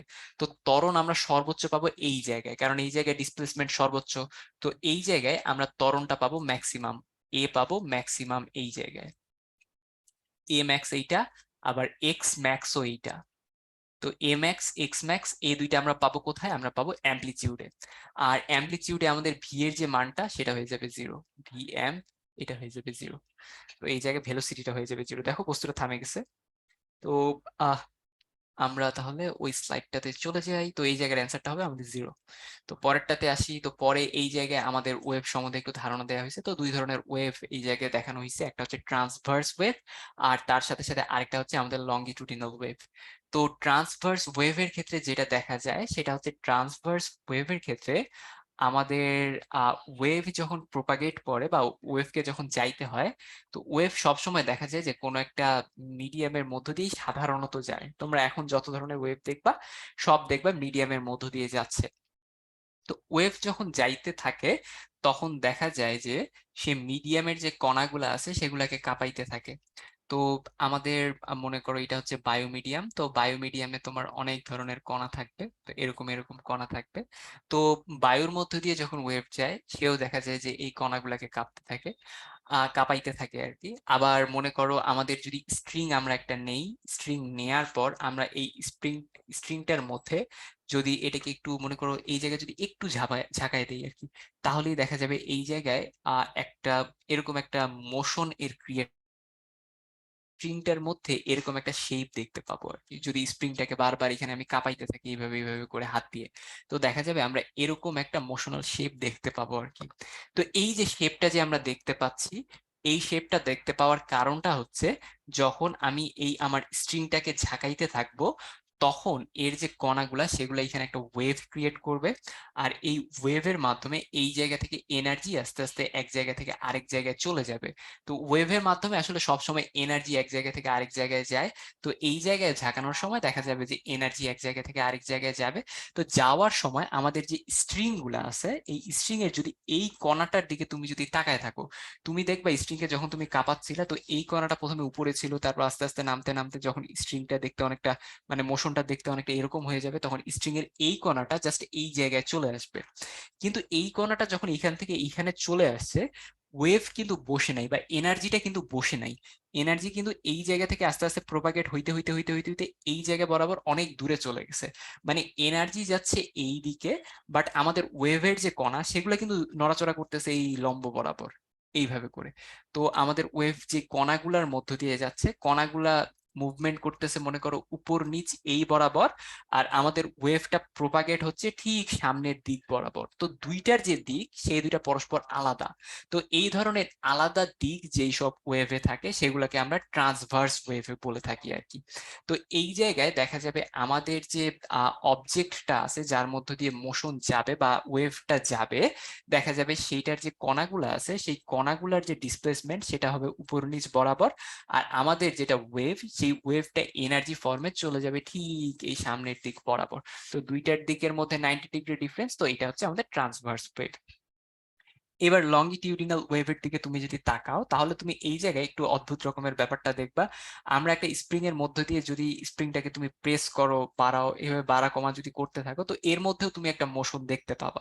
তো এর মধ্যে মোশনটা একটু অদ্ভুত প্রকৃতির হবে। সেটা হচ্ছে দেখা যাবে এর মধ্যে কিছু কিছু জায়গায় স্প্রিং গুলা অনেকটা জড়ো হয়ে যাবে, জড়ো হয়ে এই ধরনের তুমি অনেকগুলো অংশকে একসাথে দেখতে পাবা। আবার কিছু কিছু জায়গায় এই স্প্রিং গুলা হালকা হয়ে যাবে, এই জায়গায় স্প্রিং হালকা, এই জায়গায় স্প্রিং গুলো অনেক বেশি জড়ো হয়ে গেছে, এই জায়গায় স্প্রিং হালকা অবস্থায় আছে, এই জায়গায় স্প্রিং বেশ জড়ো হয়ে গেছে। তো এই ধরনের যে মোশন বা এইটাকে আমরা লংগিটিউডিনাল ওয়েভ বলি। তো এই জায়গায় আসলে হয়টা কি, এই জায়গায় দেখো তুমি, এই জায়গায় স্প্রিং এর তুমি যদি এই কণাটাকে লক্ষ্য করো, তো এই জায়গায় দেখা যাবে যখন ওয়েভটা যাইতে থাকবে, তো স্প্রিং এর যে এই কণাটা আছে, এই কণাটা প্রথমে সামনের দিকে একটু আগায় এই জায়গায় চলে আসবে এবং এই জায়গায় আসে এটা এই জায়গায় জড়ো হইতে শুরু করবে। এই কণাগুলো আগায় আসে এই জায়গায় জড়ো হবে, এই কণাগুলো একটু পিছায় আসে এই জায়গায় জড়ো হবে। তো সব কণাগুলো এই জায়গায় জড়ো হইতে থাকবে। তো এই জায়গায় কণাগুলো যে জড়ো হচ্ছে, জড়ো হওয়ার পরপর অবস্থায় দেখা যাবে আস্তে আস্তে আস্তে এইটা আবার হালকা হইতে শুরু করবে। আর এই যে জায়গাগুলো হালকা ছিল সেই জায়গায় আমাদের স্প্রিং গুলা জড়ো হইতে শুরু করবে। তো এই জায়গায় হালকা হইতে শুরু করবে, এই জায়গায় তার কিছুক্ষণ পরেই জড়ো হইতে শুরু করবে। তখন এই যে কণাটা, সেই কণাটা তো প্রথমে এইদিকে গেছিল, এবার এই জায়গা থেকে আবার এর দিকে ব্যাক হইতে শুরু করবে আর কি। তো এই যে ব্যাপারটা, মানে স্প্রিং এর এই কণাটার ক্ষেত্রে আমরা যে মোশনটা দেখতে পাচ্ছি সেটা হচ্ছে ওই সামনে পেছনে মোশন আর কি। এই দিক বরাবর স্প্রিং এর কণাটার মোশন হচ্ছে আর কি, ডান বাম এই দিক বরাবর স্প্রিং এর কণাটার মোশন হচ্ছে। আর এখানে আমাদের যে এনার্জি ছিল, এনার্জি যাচ্ছে কোন দিকে, এনার্জিও কিন্তু এই দিক বরাবরই চলে যাচ্ছে। তো এনার্জি যেই দিকে যাচ্ছে সেই দিকে আমাদের অসিলেশনটা হচ্ছে। এই কারণে এই ধরনের ওয়েভ গুলাকে আমরা বলতে পারি লংগিটিউডিনাল ওয়েভ। তো লংগিটিউডিনাল ওয়েভে আমরা দেখব যেই অবজেক্টের মধ্য দিয়ে ওয়েভটা যাচ্ছে তার কণাগুলার যে মোশন আর আমাদের ওয়েভ এর এনার্জি পাসিং এর যে ডিরেকশন, সেই দুইটা সেম হবে লংগিটিউডিনালের ক্ষেত্রে। আর সেই দুইটা পারপেন্ডিকুলার হবে আমাদের ট্রান্সভার্স ওয়েভের ক্ষেত্রে। আমরা যখন পানির মধ্যে স্রোত ক্রিয়েট করি তখন আসলে কি হয়, আমাদের পানির যে কণাগুলা, কিছু কণা দেখা যায় যে নিচে চলে যায়, তারপর আবার মানে সামনের কিছু কণা দেখা যায় যে উপরে চলে আসে, এইভাবে করে কিন্তু পানিতে ঢেউ আসলে উঠে। তো ঢেউ উঠার সময় পানির কিছু কণা উপরে উঠে যায়, আবার কিছু কণা নিচে নামে যায়। তো এই যে মোশনটা, এই মোশনটা কিন্তু দেখো, এই মোশনটাতে পানির কণাগুলা উপরে যাচ্ছে একবার, নিচে যাচ্ছে একবার, তো এইভাবে করে পানির কণাগুলা মুভ করতেছে। আর আমাদের এনার্জি যাচ্ছে কোন দিকে, এনার্জি সব সময় সামনের দিকে যায়। তো এই মোশনটা কোন ধরনের মোশন তোমরা একটু চ্যাট বক্সে জানাও তো। এই মোশনটা কি ট্রান্সভার্স মোশন নাকি লংগিটুডিনাল মোশন, টি নাকি এন? তো ট্রান্সভার্স হইলে টি লেখো আর লংগিটুডিনাল হইলে এল লেখো আর কি, টি নাকি এল। তো পানির যে মোশন এটা ট্রান্সভার্স মোশন বা ট্রান্সভার্স ওয়েভ নাকি এটা লংগিটুডিনাল ওয়েভ? তো আলিয়া সঠিক অ্যান্সার দিছো, সাফি ভুল করছো। তো এই জায়গায় দেখো, এই জায়গায় পানির যে কণাগুলো আছে সেগুলো কাঁপতেছে এই উপর নিচ বরাবর। আর আমাদের ওয়েভের যে এনার্জিটা সেটা কিন্তু পাস করতেছে এই সামনের দিক বরাবর। তো আমাদের এই কণাগুলার কম্পনের যে ডিরেকশন আর ওয়েভের পাসিং এর যে ডিরেকশন, এই দুইটা কিন্তু পারপেন্ডিকুলার। এইটা যেই ওয়েভের ক্ষেত্রে হয় সেটা হচ্ছে ট্রান্সভার্স ওয়েভ। আর লংগিটিউডিনাল ওয়েভে আমাদের কণাগুলা কাপেও এই ডান বাম বরাবর, এনার্জিও ফ্লো হয় ডান বাম বরাবর। তো আমরা যখন সাউন্ড ক্রিয়েট করি, তো সাউন্ড ক্রিয়েট করার পর আমাদের বায়ুর কণাগুলা দেখা যায় যে প্রথমে কণাগুলা অনেকগুলা কণা এক জায়গায় চলে আসে, এক জায়গায় চলে এসে এই জায়গায় একদম জড়ো হয়ে যায়, আর মধ্যের জায়গাটা ফাঁকা হয়ে যায়। এই তিনটা কণা মনে করো এক জায়গায় জড়ো হয়ে গেল, এই জায়গায় জড়ো হয়ে গেল, মানে এইটার পরই এই স্টেজটা আসে, তারপর এগুলো একটু দূরে দূরে সরতে থাকে, দূরে দূরে সরে এই কণাটা মনে করো এখানে চলে আসলো, এইটা এখানে চলে আসলো, এইটা দূরে সরতে সরতে এই জায়গায় মনে করো চলে গেল, এইটা দূরে সরতে সরতে মনে করো এই জায়গায় চলে গেল, এইটা এখানে চলে আসলো, এইটা এখানে চলে আসলো। মানে এইবারও দেখো, এইবারও কিন্তু একটা মানে বেশ এই জায়গায় একটা চাপাচাপি অবস্থা সৃষ্টি হয়েছে। তো এই জায়গায় আমাদের যে কণাগুলা ছিল সেগুলা মানে মুভমেন্ট যেটা করতেছে, মুভমেন্ট কিন্তু এই দিক বরাবরই করতেছে, ডান বাম বরাবর। তো প্রথমে এক জায়গায় জড়ো হচ্ছে, তারপর অন্য জায়গায় জড়ো হচ্ছে, এইভাবে জড়ো হইতে হইতে আমাদের দেখা যায় যে ওয়েভের এনার্জিটা সামনের দিকে প্রোপাগেট করতে থাকে। তো এই ধরনের যে ওয়েভ সেটা হচ্ছে লংগিচুডিনাল ওয়েভ। তো এই কারণে আমাদের যেটা সাউন্ড ওয়েভ হয় সেটা আসলে লংগিচুডিনাল ওয়েভ আসলে হয়ে থাকে। তো আমরা পরের স্লাইডে যাই। তো পরের স্লাইডে এখানে ওয়েভের ক্ষেত্রে আর কি বিভিন্ন ধরনের রাশি যেগুলো আছে সেগুলো সম্বন্ধে আরো ভালো মতো বলে দিছে। তো এগুলো আমরা মোটামুটি সবই প্রায় জেনে গেছি। তো এই জায়গায় আমাদের ওয়েভের এই জায়গা থেকে আমি যদি দেখতে শুরু করি, দেখে দেখে যদি এই জায়গায় চলে আসি, তো এতটুকু গ্রাফ বারবার রিপিট হইতে থাকবে। তো এই কারণে এটাকে আমরা ওয়েভ সাইকেল বলি। আর এই একটা ওয়েভ সাইকেল যাইতে যেই টাইমটা লাগে সেটি হচ্ছে পিরিয়ড। তো এই জায়গায় ওয়েভ সাইকেল এইখান থেকে এতটুকু না নিয়ে আমি যদি এইখান থেকে ওয়েভ সাইকেল কাউন্ট করা শুরু করি, তাহলে আমার ওয়েভ সাইকেল কিন্তু তবুও কাউন্ট করা যাবে। এইখান থেকে ঠিক এর অনুরূপ একটা পয়েন্টে আমাকে যাইতে হবে। তো এইখান থেকে যাইতে যাইতে যাইতে যাইতে যাইতে মনে করো আমি যদি এইখানে পৌঁছায় যাই, তো এই পয়েন্টটা আর এই পয়েন্টটা কিন্তু অনুরূপ পয়েন্ট, মানে সেম ক্যারেক্টারিস্টিক এরা দেখাবে। এরপর এই ধরনের মোশনই আবার রিপিট করতে থাকবে। এই জায়গা থেকে তুমি যদি দেখো এরকম আসবে, তার মানে এইটাই কিন্তু আরেকবার রিপিট হচ্ছে। এরপর এই জায়গা থেকে এরকম আসবে, তো এইটাই বারবার রিপিট হচ্ছে। তো যেহেতু এইটুকু অংশ বারবার রিপিট হচ্ছে, তো এইটুকুকেও কিন্তু আমরা একটা সাইকেল বলতে পারি। তো এইটাকে যেমন আমরা একটা সাইকেল বলতে পারি, এইটুকুকেও আমরা একটা সাইকেল বলতে পারি। তো সাইকেল তুমি যেভাবে ইচ্ছা সেভাবে ডিটারমাইন করতে পারো কোন একটা ওয়েভের মধ্যে। তো একটা সাইকেলে যেই টাইমটা লাগে সেটা হচ্ছে পিরিয়ড, আর একটা সাইকেলে যতটুকু দূরত্ব আসলে ডিসপ্লেসমেন্ট হয় সেটা হচ্ছে আসলে ওয়েভলেন্থ। তো এই জায়গায় আমরা যদি সাইকেলটা এখান থেকে এতটুকু কাউন্ট করতাম, তো এই সাইকেলে আমাদের ওয়েভটা যতটুকু প্রোপাগেট করছে সামনের দিকে বা যতটুকু গেছে সেটাই হচ্ছে আমাদের ওয়েভলেন্থ। তো এটা হচ্ছে ওয়েভলেন্থ। আর অ্যামপ্লিচিউড কোনটা? অ্যামপ্লিচিউড হচ্ছে ইকুইলিব্রিয়াম যে জায়গাটা আছে সেখান থেকে হাইয়েস্ট যত দূর সরতেছে সেটা হচ্ছে আমাদের অ্যামপ্লিচিউড। তো এখানে আমরা মোটামুটি সবকিছু পাই গেলাম। তার মানে আমরা কি কি পাইলাম? ওয়েভ সাইকেল পাইলাম, পিরিয়ড পাইলাম, অ্যামপ্লিচিউড পাইলাম, আর ওয়েভলেন্থ পাইলাম, এই কয়েকটা রাশি। তো আমরা পরের স্লাইডে দেখি। তো পরের স্লাইডে এই জায়গায় আমাদের দুইটা জিনিস দেখানো হয়েছে। তো প্রথম যেটা আর কি চিত্র দেয়া আছে, এই চিত্রটাতে আমাদের এই জায়গায় একটা স্ক্রিন ছিল। তো এটা একটা অবজারভেশনাল ব্যাপার স্যাপার, তোমরা জাস্ট এইটুকু অবজার্ভ করো। তো এটা আসলে এক্সপ্লেইন করার মতো কিছু অনেক কিছুই আছে। তো ওই এক্সপ্লানেশন গুলো তোমরা ভবিষ্যতে শিখবা, এখন তোমাদেরকে শিখতে হবে জাস্ট অবজার্ভ করো যে এখানে হচ্ছেটা কি বা এখানে কি ঘটে। মনে করো তুমি একটা মোটা টাইপের স্ট্রিং নিলা, এটা মোটা স্ট্রিং, আর এটা হচ্ছে মনে করো চিকন টাইপের স্ট্রিং নিলা। নেয়ার পর তুমি এখানে এটাকে একটু কাঁপায় দিলা, তো কাঁপায় দিলে এখানে এরকম একটা পালস তৈরি হবে। তো এটাকে আসলে আমরা একটা পালস বলি, মানে একটা অর্ধেক তোমার একটা ওয়েভ ক্রিয়েট হয়ে গেছে। তো এই ওয়েভটার কথা কি ছিল? ওয়েভটার কথা ছিল ওয়েভটা এইভাবে করে সামনের দিকে যাইতে যাইতে যাইতে যাইতে এটা একটা ভি বেগ নিয়ে সামনের দিকে যেতে যেতে যেতে যেতে ওয়েভটা আস্তে আস্তে আস্তে আস্তে আস্তে একদম সামনের দিকে চলে যাবে। তুমি যদি একটা স্ট্রিং এর মধ্যে এরকম একটা ওয়েভ দাও, তো এই মানে পালস যেটা সেটা আসলে স্ট্রিং বরাবর সামনের দিকে যেতে থাকবে। স্ট্রিং বরাবর এই যে অংশটা সেটা সামনের দিকে মুভ করতে থাকবে, মুভ করতে করতে সেটা আসলে চলে যেতে থাকবে আর কি। তো এই জায়গায় দুইটা স্ট্রিং বা দুই ধরনের স্ট্রিং নেওয়ার ফলে এই জায়গায় একটা অন্য রকমের ঘটনা ঘটছে। এই জায়গায় পালসটা নেওয়ার ফলে পালসটা প্রথমে এই জায়গায় যাচ্ছে, যাওয়ার পর এই জায়গায় যখন এই কানেক্টিং পয়েন্টটাতে চলে যাবে, যাওয়ার পর কথা ছিল পালসটা এইখান থেকে সোজা যেহেতু ভি বেগ নিয়ে যাচ্ছে, সে ভি বেগ নিয়ে সোজা চলে যাওয়ার কথা ছিল, যেটা এই জায়গায় গেছে দেখো, এই জায়গায় যাওয়ার কথা ছিল। তো এইটা সামনে সোজা চলে গেছে, ঠিক আছে। কিন্তু তার সাথে সাথে এই জায়গায় আরেকটা জিনিস দেখা যাবে, সেটা হচ্ছে এখানে আমাদের যেটা হালকা স্ট্রিং, এই হালকা স্ট্রিং এর যেটা পালস সেটা এই জায়গায় একটু রিফ্লেক্টও করবে, এই পয়েন্টটা থেকে একটু রিফ্লেক্ট করে আরেকটা পালস এদিকে মানে ঠিক এটা ঠিক উল্টা ভাবে বা উল্টা শেপ নিয়ে ঠিক এই দিকে বিপরীত দিকে, মানে যে দিক থেকে আসতেছিল পালসটা তার বিপরীত দিকে এবার চলতে শুরু করবে। তো এই জায়গায় আমরা দুইটা পালস হঠাৎ করে দেখতে পাবো। মানে আমরা একটা হালকা স্ট্রিং আর একটা যদি ভারী স্ট্রিং নেই, তারপর যদি এই জায়গায় একটা পালস ক্রিয়েট করি, তো পালসটা সামনের দিকে আমাদের যাওয়ার মানে একদম সোজা চলে যাওয়ার কথা ছিল। কিন্তু যেহেতু হালকা আর ভারী স্ট্রিং নিছি, তো দেখা যাবে এই পালসটা ভারী স্ট্রিং এ যাওয়ার পর ভারী স্ট্রিং দিয়ে পালসটা যাবে, তার সাথে সাথে এই জায়গায় আরেকটা পালস আমরা দেখতে পাবো যেটা এই হালকা স্ট্রিং এর মধ্যেই ব্যাক করবে, জাস্ট আগে যেরকম সোজা হয়ে ব্যাক করতেছিল এই জায়গায় সোজা হয়ে ব্যাক করবে না, এই জায়গায় একটু উল্টে যায় তারপর ব্যাক করবে। আর যদি আমরা ভারী স্ট্রিং এর পর হালকা স্ট্রিং লাগাই আর ভারী স্ট্রিং এ যদি পালসটা দেই, তাহলে এইবার যেটা দেখা যাবে সেটা হচ্ছে ভারী স্ট্রিং দিয়ে আমাদের পালসটা যাচ্ছে যাচ্ছে যাচ্ছে, যাওয়ার পর যখনই কানেক্টিং পয়েন্ট সে ক্রস করবে তখনও ওই পালস ভি বেগেই চলে যাবে, হালকা স্ট্রিং দিয়েও ভি বেগে যাবে। আর এই জায়গায় যেটা ব্যাক করবে সেইটা দেখা যাবে ব্যাক করবে ভি বেগেই ব্যাক করবে আরেকটা পালস, কিন্তু ওই পালসটা আগে যেরকম সোজা অবস্থায় ছিল সে ঠিক সেরকম সোজা অবস্থায় থাকবে, এই পালসটা আসলে বেঁকে যাবে না। এইখানে যেমন উল্টে গেছে এই জায়গায় পালসটা আসলে উল্টাবে না। তো এটার কারণ হচ্ছে এই জায়গায় আমরা হেভি প্রথমে একটা অংশ নিছি, হেভি স্ট্রিং, তারপর এই জায়গায় আমরা একটা থিন স্ট্রিং নিছি। তো এইটা ছিল আমাদের থিন স্ট্রিং, আর এটাকে তুমি থিক স্ট্রিং বলতে পারো। তো এইটার কারণে দেখা যাবে যে আমাদের এই মুভমেন্ট বা পালসের যে মুভমেন্ট সেটাতে একটু আমরা পার্থক্য দেখতে পাবো। তো আমাদের বোধহয় নামাজের টাইম হয়ে গেছে, তো আমরা একটা 15 মিনিটের গ্যাপ নিতে পারি। তো আমার ঘড়িতে এখন বাজে 6টা 55, তো আমরা ব্যাক করব 7টা 10-এ। তো এখন 6টা 55 বাজে, তো 7টা 10-এ আমরা ব্যাক করব।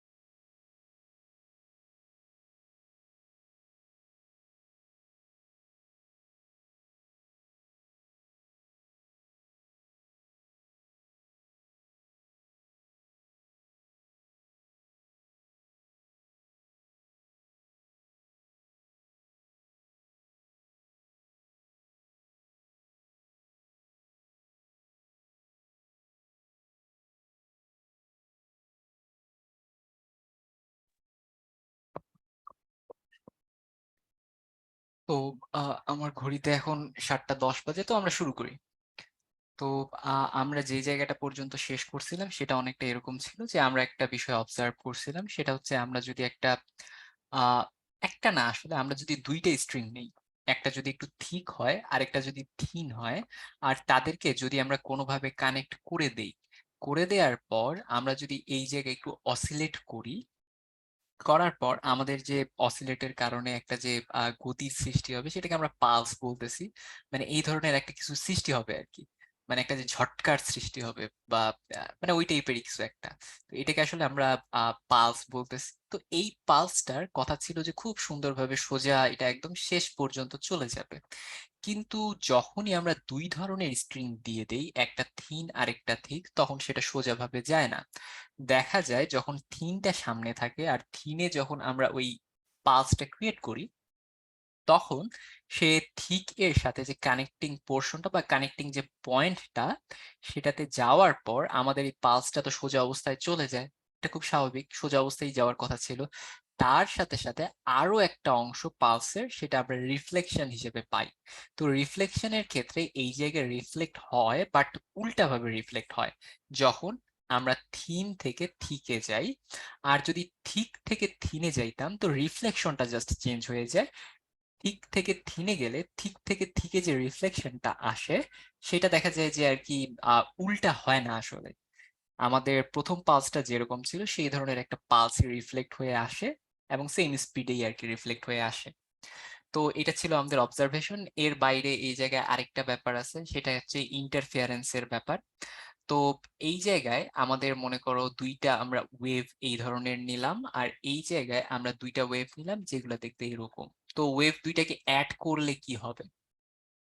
তো এই জায়গায় আমাদের যে ওয়েভটা, পানির ওয়েভ তুমি কল্পনা করতে পারো বা অন্য অনেক কিছুরই ওয়েভ কল্পনা করতে পারো।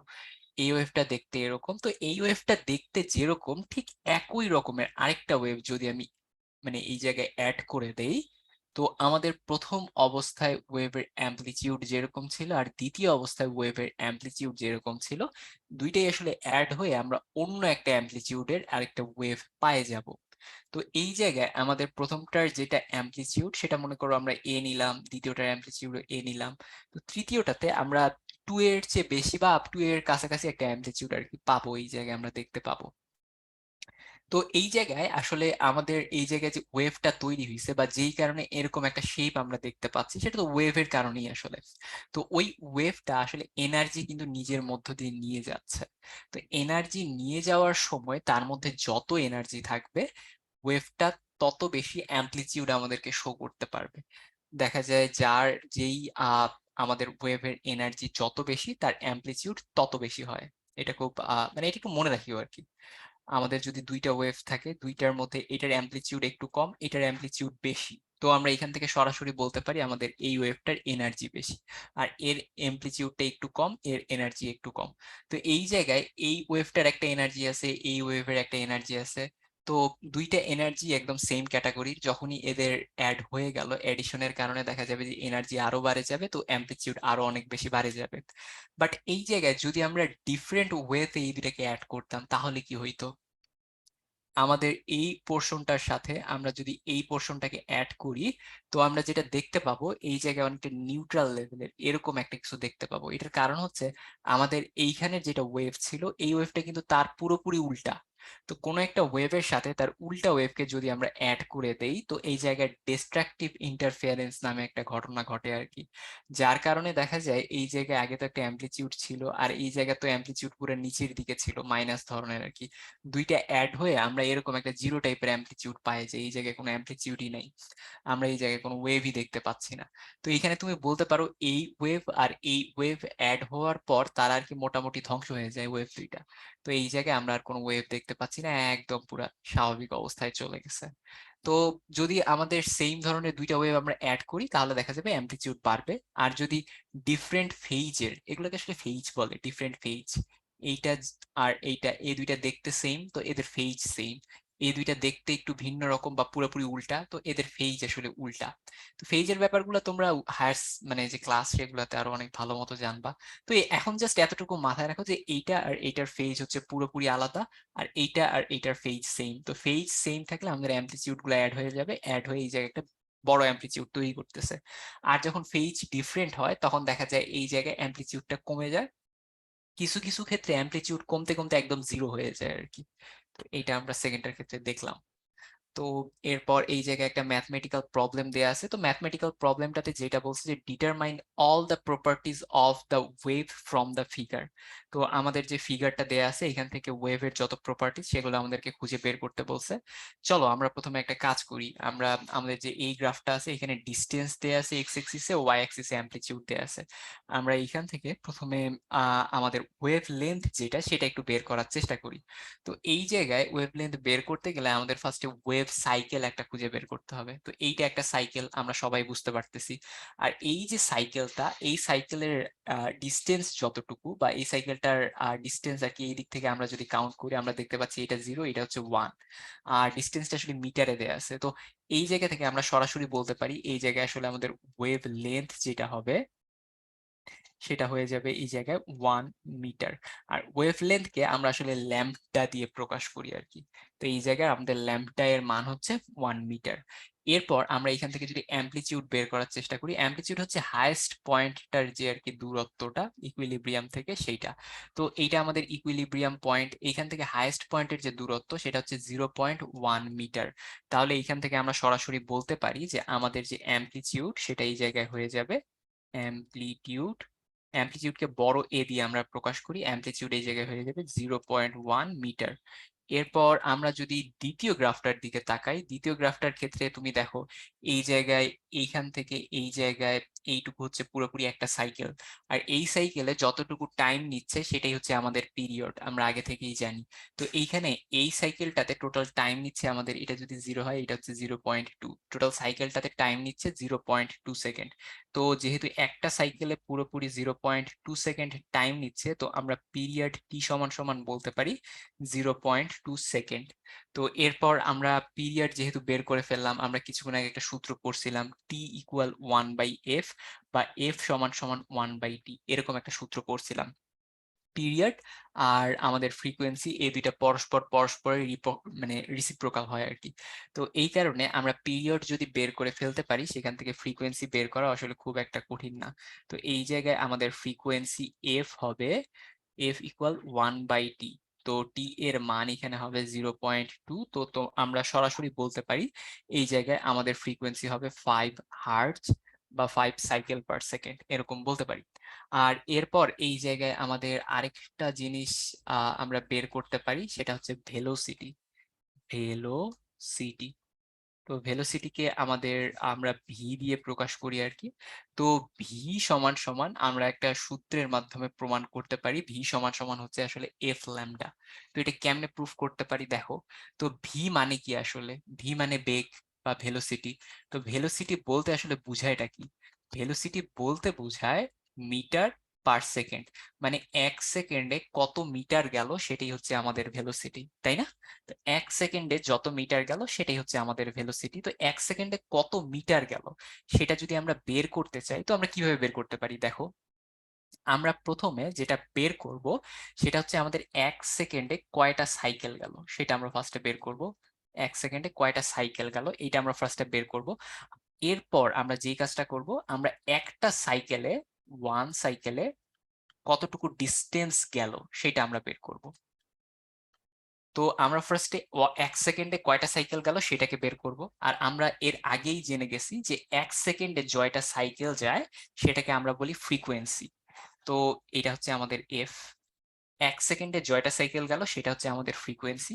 আর প্রত্যেকটা সাইকেলে এই জায়গায় যে ডিস্টেন্সটা যায় সেটাকে আমরা বলি ল্যামডা। একটা সাইকেলে যে ডিস্টেন্সটা অতিক্রম করে সেটাই আসলে ওয়েভ লেন্থ বা ল্যামডা। তো এই জায়গায় 1 সেকেন্ডে জয়টা সাইকেল গেল, ফার্স্টে সেইটা নিলাম। আর প্রত্যেকটা সাইকেলে যতটুকু করে ডিস্টেন্স যাচ্ছে সেটার সাথে এবার যদি আমি গুণ করে দেই, তাহলে 1 সেকেন্ডে যতটুকু ডিসপ্লেসমেন্ট হচ্ছে বা যতটুকু ডিস্টেন্স অতিক্রম হচ্ছে আমরা কিন্তু সেটা পাই যাচ্ছি।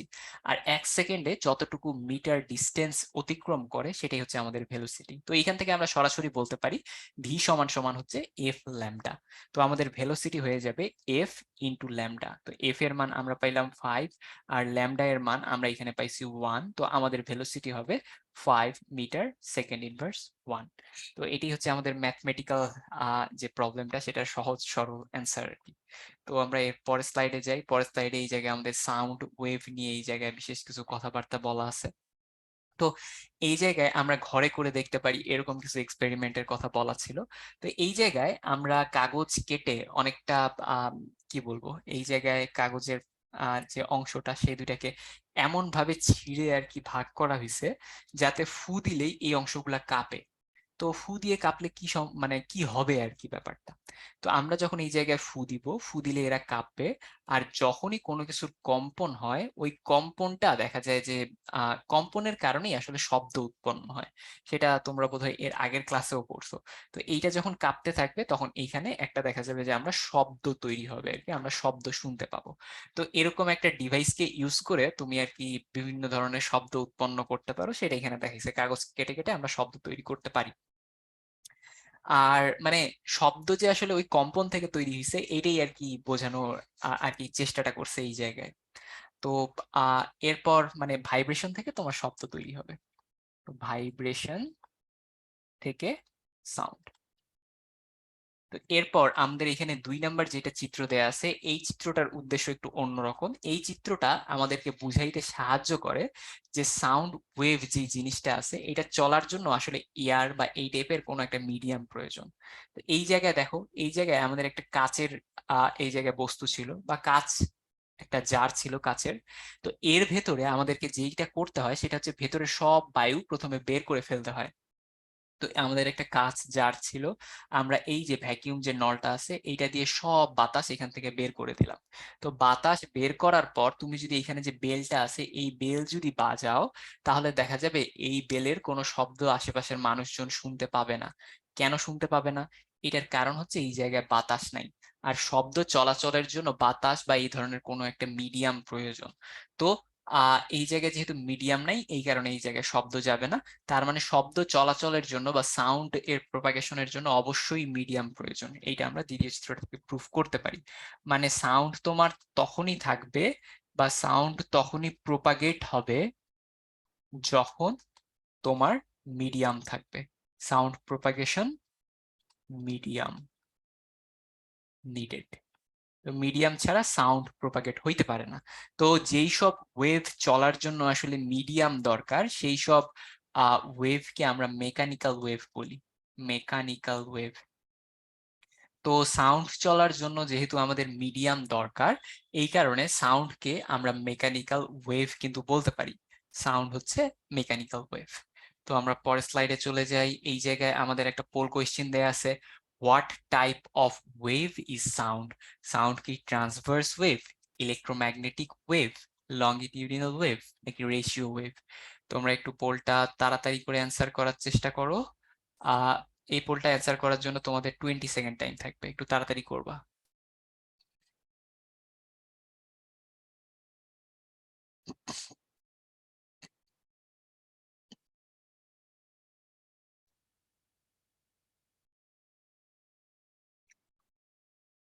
তো তোমরা মোটামুটি 50% মানুষজন সঠিক অ্যান্সার দিছো। তো এই জায়গায় আমাদের যেটা রেজাল্ট সেটা হচ্ছে সাউন্ড আসলে একটা লংগিটিউডিনাল ওয়েভ। এটার কারণটা হচ্ছে আমাদের যখন সাউন্ড ওয়েভ যাইতে থাকে তুমি মুখ দিয়ে আওয়াজ করো আর আমাদের এই মুখ দিয়ে যে আওয়াজ হচ্ছে সেই এনার্জিটা সামনের যে কণাটা আছে সেটাকে এইভাবে এইভাবে করে কাঁপাইতে থাকে। এই কণাটা কাঁপার ফলে এই আর কি পাশের কণাটাকে এইভাবে এইভাবে কাঁপায়। সে তার পাশেরটাকে এইভাবে কাঁপায়। তো এইভাবে করে সাউন্ড আসলে প্রপাগেট হয়ে চলে যায়। তো এইখানে কণাগুলা কাঁপতেছে এইভাবে এইভাবে করে।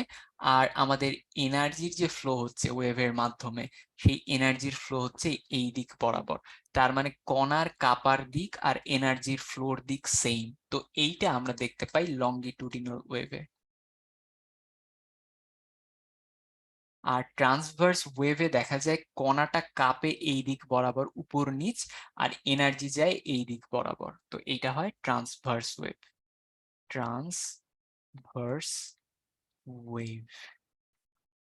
আর এই জায়গায় ইলেকট্রোম্যাগনেটিক ওয়েভ, এটা তো আসলে আলোর ক্ষেত্রে শুধুমাত্র দেখা যায়। আলোর ক্ষেত্রে একটা ইলেকট্রিক অংশ থাকে, একটা ম্যাগনেটিক অংশ থাকে, এগুলা নিয়ে যে ওয়েভ তৈরি হয় সেটা ইলেকট্রোম্যাগনেটিক ওয়েভ। সাউন্ডের ক্ষেত্রে ওইসব আসলে থাকে না। আর রেশিও ওয়েভ বলতে আসলে তেমন কোনো ওয়েভ সম্ভবত নাই। তো এই জায়গায় লংগিটিউডিনাল ওয়েভ আর কি অ্যান্সার হবে। তো আমরা এরপরে এই জায়গায় দেখি, এই জায়গায় আসলে আমরা প্রপার্টিজ অফ সাউন্ড ওয়েভ নিয়ে আলোচনা করব। তো সাউন্ড ওয়েভের বিশেষ কিছু প্রপার্টি আছে, যেমন 1 নাম্বার প্রপার্টি হিসেবে আমরা যেটা বলতে পারি সেটা হচ্ছে সাউন্ড ওয়েভ হচ্ছে একটা মেকানিক্যাল ওয়েভ। তো মেকানিক্যাল ওয়েভ কোনগুলা? মেকানিক্যাল ওয়েভ হচ্ছে সেগুলা যে ওয়েভগুলা চলার জন্য মিডিয়াম মাস্ট। তো সাউন্ড চলার জন্য তোমার মিডিয়াম মাস্ট একদম। এটা হচ্ছে সাউন্ড এর প্রথম প্রপার্টি সাউন্ড ওয়েভের। সেকেন্ডটা আমরা বলতে পারি সাউন্ড কোন ধরনের ওয়েভ, আমরা তো কিছুক্ষণ আগেই জেনে গেলাম সাউন্ড হচ্ছে আসলে লংগিটিউডিনাল ওয়েভ। Longitudinal wave. এরপর আমরা সাউন্ড এর যে ভেলোসিটি আছে সেটা নিয়ে কিছু কথাবার্তা বলতে পারি। তো সাউন্ড এর যেটা ভেলোসিটি আছে সেটা দেখা যায় যে মিডিয়ামের উপর ডিপেন্ড করে। তুমি মিডিয়াম চেঞ্জ করবা, সাউন্ড এর ভেলোসিটি দেখা যাবে চেঞ্জ হয়ে যাবে। যেমন তুমি যদি কাঠের যে টেবিল আছে, তো টেবিলের মধ্যে দেখা যাবে যে সাউন্ড অনেক জোরে যাবে, সাউন্ড হাই স্পিডে যাবে এক জায়গা থেকে আরেক জায়গায়। তুমি যদি পানির মধ্যে আওয়াজ করো সেটা টেবিলের তুলনায় একটু, মানে ওয়াটারে যদি তুমি আলোচনা করো বা একটা যদি ওয়াটারের মধ্যে তুমি যদি একটা শব্দ উৎপন্ন করো সাউন্ড, তো দেখা যাবে টেবিলে তুমি যেই স্পিডে সাউন্ডটাকে যাইতে দেখছো এইবার তার চেয়ে একটু কম স্পিডে যাবে আর কি। তো ভি একটু কমে যাবে। আর যদি তুমি ইয়ার এ কথাবার্তা বলো তাহলে দেখা যাবে ভি আরো বেশি কমে যাবে। তো এয়ারের মধ্যেই সাউন্ডের স্পিড প্রায় তোমার 332 থেকে 333 এরকম আর কি হয়ে থাকে মিটার সেকেন্ড ইনভার্স 1 এয়ারের মধ্যে। তো এইটা যদিও আর কি ভ্যারি করতে থাকে অল দা টাইম। তো এয়ারের স্পিড তোমার সবচেয়ে কম হয়, ওয়াটারে তার চেয়ে একটু বেশি স্পিড, আর টেবিল বা কঠিন যে পদার্থগুলো আছে যেগুলো আর কি সলিড, সেগুলোতে সবচেয়ে বেশি স্পিড নিয়ে আমাদের সাউন্ড প্রপাগেট করে। তো সাউন্ড এর ভেলোসিটি মিডিয়ামের উপর ডিপেন্ড করে। আর কিসের উপর ডিপেন্ড করে? সাউন্ড এর ভেলোসিটি এরপর টেম্পারেচারের উপর ডিপেন্ড করবে। তো দেখা যায় যে টেম্পারেচারের উপর ডিপেন্ড করবে। তো টেম্পারেচার চেঞ্জ হওয়ার সাথে সাথে দেখা যাবে যে আমাদের সাউন্ড এর ভেলোসিটিও চেঞ্জ হয়ে যাবে। আর আরেকটা জিনিসের উপর আমাদের সাউন্ড এর ভেলোসিটি ডিপেন্ড করে, সেটা হচ্ছে হিউমিডিটি। বাতাসের যে আর্দ্রতা আছে সেটার যদি চেঞ্জ হয় তো সাউন্ড এর ভেলোসিটিও আসলে চেঞ্জ হয়ে যাবে। তো এই হচ্ছে কয়েকটা ফ্যাক্টর। আর আরেকটা ব্যাপার আছে, সেটা হচ্ছে সাউন্ড এর ইন্টেন্সিটি, বা সাউন্ড আসলে কতটা তীব্র, সাউন্ডের মধ্যে কতটা এনার্জি আছে। তো আমরা কিছুক্ষণ আগেই জানছি যে কোনো একটা ওয়েভে যদি এনার্জি বেশি থাকে তাহলে তার অ্যাম্পলিটিউডটা আসলে বেশি থাকে। তো সাউন্ডেরও এনার্জি বেশি, আমরা কিভাবে জানতে পারি? যার এনার্জি বেশি তার ক্ষেত্রে দেখা যাবে যে আমাদের অ্যাম্পলিটিউডটাও বড় হবে। তো সাউন্ডের ক্ষেত্রেও ইন্টেন্সিটি যখন আমরা মেজার করতে চাই বা এনার্জি কত বেশি সেটা যখন আমরা মেজার করতে চাই তখন আমরা ওই অ্যাম্পলিটিউডের উপর ডিপেন্ড করি। আর সাউন্ডের ইন্টেন্সিটি দেখা যায় যে অ্যাম্পলিটিউডের স্কোয়ারের সাথে একটা রিলেশন তৈরি করে বা একটা ইকুয়েশন দিয়ে কানেক্টেড। তো সাউন্ডের ইন্টেন্সিটি ডিপেন্ড করে কিসের উপর? তোমার অ্যাম্পলিটিউডের স্কোয়ারের উপর। অ্যাম্পলিটিউড বাড়লে সাউন্ডের ইন্টেন্সিটি বাড়ে যায়। তো এরপর আমাদের একটা ম্যাথমেটিক্যাল প্রবলেম আছে। তো এই জায়গায় আমাদের যেটা বের করতে হবে সেটা হচ্ছে, ওকে, বের করার আগে দেখো এখানে কি দেয়া আছে। Sound of frequency 1 kilohertz is produced by a tuning fork. তো আমাদের যে টিউনিং ফর্ক গুলা থাকে সেগুলাকে একটু ঝাঁকায় টাকায় আমরা 1 কিলোহার্টজ এর একটা শব্দ মনে করো তৈরি করছি। It was allowed to pass through air. তো এই জায়গায় শব্দটা তৈরি হইলো, শব্দটা তৈরি হওয়ার পর আমরা এটাকে এয়ারের মধ্য দিয়ে যেতে দিছি। তো এই জায়গায় আমাদের টিউনিং ফর্ক যত কাঁপবে শব্দের কম্পাঙ্ক বা শব্দের ফ্রিকোয়েন্সিও তত হবে। এই জায়গায় আমাদের শব্দের ফ্রিকোয়েন্সি যেহেতু 1 কিলোহার্টজ, তার মানে এই জায়গায় টিউনিং ফর্কের ফ্রিকোয়েন্সিও আসলে 1 কিলোহার্টজই হবে। তো টিউনিং ফর্কটা 1 কিলোহার্টজে কাঁপছিল, মানে টিউনিং ফর্কটা যে কাঁপতেছিল এইভাবে করে, তো এই কাঁপার যে বেগ বা যে কাঁপতেছিল আর কি, সেটা দেখা যায় ওই কাঁপাকাঁপিটাকে তুমি যদি খুব গভীরভাবে লক্ষ্য করো, তাহলে তুমি দেখবা যে 1 সেকেন্ডে ওই জায়গায় 1000টা বা 1 কিলো 1000টা আর কি সাইকেল চলতেছিল।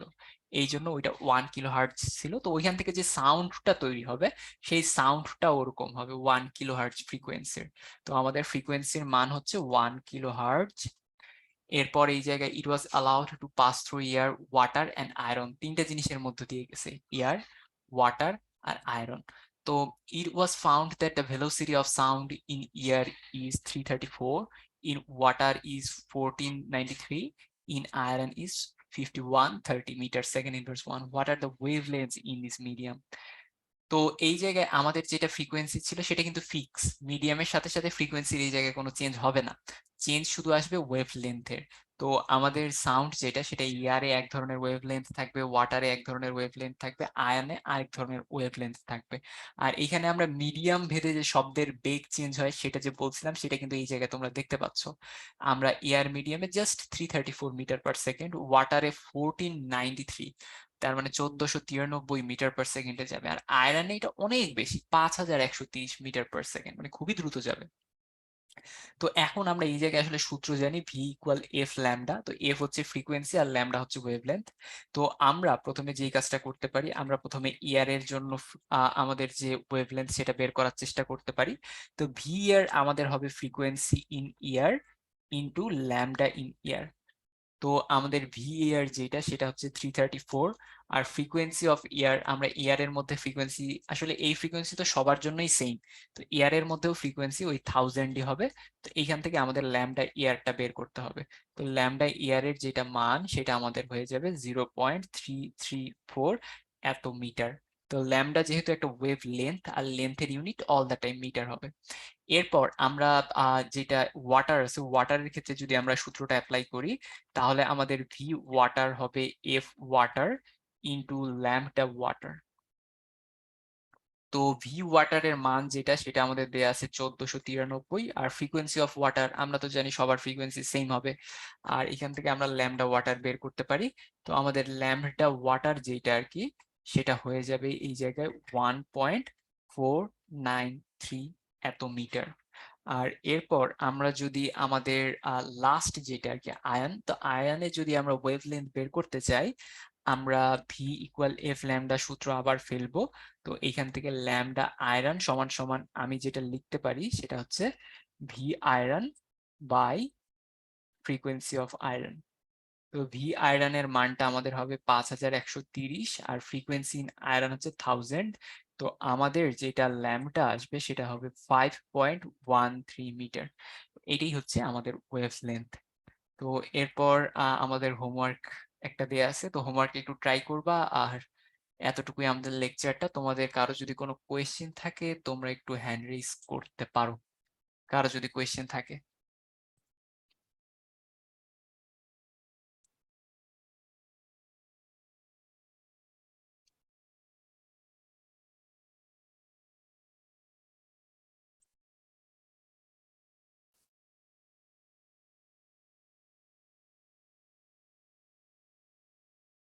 তোমাদের কারো কি কোনো কোয়েশ্চেন আছে? থাকলে চ্যাট বক্সেও তোমরা বলতে পারো, সমস্যা নেই। আবু সুফিয়ান বলছো আজকে অনেক তাড়াতাড়ি শেষ হইলো। হ্যাঁ, আজকে তাড়াতাড়ি শেষ করলাম কারণ তোমাদের পরীক্ষা চলতেছে, তো এখন বেশি টাইম নিয়ে এটা সম্ভবত বেটার হবে না। আর কারো কিছু বলার আছে বলতে পারো, চ্যাট বক্স ওপেন। আবার একটা রিভিউ দিলে ভালো হইতো। ওকে, আমি জাস্ট 2-3 মিনিটের মধ্যে একটা তাহলে রিভিউ দিয়ে দিই। তো আমরা প্রথমে প্রিভিয়াস ক্লাসের হোমওয়ার্কটা করছিলাম। তো এই জায়গায় গোল্ড আমাদের দেখা যায় যে আর কি কুইকলি হিট হয় বাট ওয়াটার ধীরে ধীরে হিট হয়। এটার কারণটা ছিল গোল্ডের যেটা স্পেসিফিক হিট সেটা কম, ওয়াটারের স্পেসিফিক হিট বেশি, এটা ছিল। এরপর আমরা মেইন লেকচারে আসছিলাম। এই জায়গায় আমরা অনেক ধরনের মোশন ফার্স্টে দেখছিলাম, vibratory motion, linear motion, curvilinear, oscillatory, circular, rotatory. তো এগুলার মধ্যে কোনটা পিরিয়ডিক আর কোনটা পিরিয়ডিক না আমরা সেগুলো একটু খুঁজে বের করছি। এরপর আমরা ওই আমাদের যে ঘড়ি আছে সেটা পিরিয়ডিক কিনা সেটা দেখছিলাম। সান এর যে মোশন বা সানের চারপাশে আর্থের মোশন, আর্থের চারপাশে মুনের মোশন, এগুলো পিরিয়ডিক কিনা সেটা দেখছি। আর তারপর আমরা পিরিয়ডিক মোশনের কয়েকটা টাইপ দেখছিলাম, আমরা সিম্পল হারমোনিক মোশন কি সেটা বুঝতে চাচ্ছিলাম। তারপর স্প্রিং এর যে মাস যদি থাকে সেটার আর কি মোশনটা কেমন হবে সেটা একটু জানছিলাম। তারপর সিম্পল পেন্ডুলামের ক্ষেত্রে আসলে মোশনটা কেমন হয় সেটা জানছিলাম। এরপর আমরা আমাদের যে স্প্রিং ছিল সেই স্প্রিং এর মধ্য থেকে আমাদের SHM এর যে রিলেশনটা সেটা একটু বের করার চেষ্টা করছিলাম। আর আমরা তখন বলছিলাম যে SHM এর মেইন রিলেশনটাই হচ্ছে এক্স সমানুপাতিক আমাদের মাইনাস এ হইতে হবে। মানে ডিসপ্লেসমেন্ট যদি অ্যাক্সিলারেশনের সমানুপাতিক হয় ওই মোশনটাকে আমরা SHM বলবো আর কি। কোনো একটা পিরিয়ডিক মোশনের ক্ষেত্রে যদি এই রিলেশন খাটে তাহলে ওটা সিম্পল হারমোনিক মোশন। তো আমরা স্প্রিং এর ক্ষেত্রেও দেখছিলাম সেটা মোটামুটি এই ধরনের রিলেশন মানতেছিল। এই জায়গায় আমাদের প্লাস্টিক যে রডটা ছিল সেটাও মানতেছিল, তো এটাও আমাদের একটা SHM ছিল। তো আমাদের স্প্রিংটার ক্ষেত্রেও যে মোশনটা সেটাও আমরা SHM হিসেবেই বিলিভ করছি বা দেখছি আর কি। এরপর স্প্রিং এর ক্ষেত্রে আমরা একটা অ্যানিমেশনের মাধ্যমে আর কি এই জায়গায় স্প্রিংটাকে অনেকটা প্লটিং করার চেষ্টা করছিলাম। তো স্প্রিং এর যে ডিসপ্লেসমেন্ট সেটা প্লট করার পর আমরা আর কি একটা সাইনোসয়েডাল গ্রাফ আর কি পাইছিলাম। ওই গ্রাফ থেকে আমরা কয়েকটা জিনিস বের করার চেষ্টা করছিলাম। সেই কয়েকটা জিনিসের মধ্যে আমরা প্রথমে সাইকেল বুঝছিলাম। সাইকেল ছিল আর কি মোটামুটি একটা ফুল ওয়েভ বলতে পারি আর কি, যেটা বারবার রিপিট হয় সেটাকে আমরা ওয়ান সাইকেল বলতেছিলাম। আর ওই সাইকেলটা যতটুকু টাইম নেয় কমপ্লিট হইতে সেটা আমাদের পিরিয়ড ছিল। আর ওই সাইকেল কমপ্লিট হইতে হইতে আমাদের কণাটার যতটুকু ডিসপ্লেসমেন্ট হয় বা আমাদের যে ওয়েভ সেটা যতটুকু প্রপাগেট করে যায় সেটাকে আমরা বলতেছিলাম ডিসপ্লেসমেন্ট, ওকে, ওয়েভলেন্থ বলতেছিলাম আর কি। আর ওইটার সাথে সাথে আমরা এফ পাইছিলাম, এফ ছিল আমাদের ফ্রিকোয়েন্সি। আর টি আমরা পাইছিলাম, টি তো আমাদের পিরিয়ড। তো আমাদের পিরিয়ড যেটা, একটা পিরিয়ড আমরা দেখতেছিলাম টি টাইমে হচ্ছিল আর কি। মানে একটা পিরিয়ডকে আমরা আসলে বড় হাতে টি দিয়ে প্রকাশ করতেছিলাম। তো টি টাইমে একটা পিরিয়ড চলতেছিল বা একটা সাইকেল আসলে ফুল কমপ্লিট হচ্ছিল। তো সেইখান থেকে টি টাইমে যদি একটা সাইকেল কমপ্লিট হয় তাহলে 1 সেকেন্ডে কতটুকু কমপ্লিট হচ্ছে সেটা আমরা বের করার চেষ্টা করছিলাম। আর 1 সেকেন্ডে জয়টা সাইকেল কমপ্লিট হয় সেটাকে আমরা ফ্রিকোয়েন্সি বলছিলাম। তো সেইখান থেকে আমরা দেখছিলাম যে এফ সমান সমান 1/t এরকম একটা সূত্র চলে আসে। তো এই জায়গায় এফ হচ্ছিল ফ্রিকোয়েন্সি আর টি হচ্ছিল আমাদের পিরিয়ড। এরপর একটা পোর কোয়েশ্চেন ছিল, what will be velocity of A point on a wave at amplitude. তো অ্যামপ্লিটিউডে ওয়েভ জিরো হয়ে যায়, ওয়েভের যে ভেলোসিটি সেটা জিরো হয়ে যায় আমরা দেখছি। আর এরপর ট্রান্সভার্স ওয়েভ কোনটা, লঙ্গিটিউডিনাল কোনটা সেটা আমরা বেশ ভালো মতো বোঝার চেষ্টা করছিলাম। তো ট্রান্সভার্সে দেখা যায় যে মাধ্যমের যে কণাগুলা সেগুলার যে কম্পন, সেই কম্পনটা হয় উপর নিচ বরাবর বা ভাইব্রেশনটা উপর নিচ বরাবর হয়। আর এনার্জি প্রোপাগেট হয় ঠিক সামনের দিক বরাবর বা ওয়েভটার প্রোপাগেশন হয় সামনের দিক বরাবর। লঙ্গিটিউডিনালের ক্ষেত্রে ওয়েভ প্রোপাগেট হয় সামনের দিক বরাবর, বাট এই জায়গায় মাধ্যমের যে কণাগুলো আছে সেগুলার যে মোশনটা, সেই মোশনটা হয় ডান বাম বরাবর আর কি। যেই দিকে এনার্জি যাচ্ছে সেই দিক বরাবরই মোশন হয়, সেটা আমরা তখন বলি লঙ্গিটিউডিনাল ওয়েভ। আর ট্রান্সভার্স তখনই বলি যখন যেই দিকে এনার্জি যাচ্ছে তার লম্ব বরাবর যদি মোশন হয় আর কি। তো এরপর আমরা এখানে একটা চিত্র থেকে ওয়েভ সাইকেল বুঝছিলাম, পিরিয়ড বুঝছিলাম, অ্যামপ্লিটিউড বুঝছিলাম, ওয়েভ লেন্থ বুঝছিলাম, যেগুলো আমরা এখন অনেক ভালো মতো বুঝি। আর তার সাথে সাথে এই জায়গায় আমরা একটা অবজারভেশন, একটা মানে আমাদের একটা অবজারভেশনকে আমরা নোট করছিলাম। সেটা অনেকটা এরকম ছিল, যদি আমাদের দুইটা স্ট্রিং কানেক্টেড থাকে, একটা থিক আর একটা থিন স্ট্রিং, তাহলে থিন স্ট্রিং এ যদি আমরা একটা পালস ক্রিয়েট করি সেটা থিকের মধ্যে দিয়ে খুব সুন্দরভাবে চলে যাবে। থিক স্ট্রিংয়ে যদি আমরা একটা পালস ক্রিয়েট করি সেটাও থিন স্ক্রিন দিয়ে, মানে থিন যে স্ট্রিং সেটা দিয়ে খুব ভালো মতো চলে যাবে।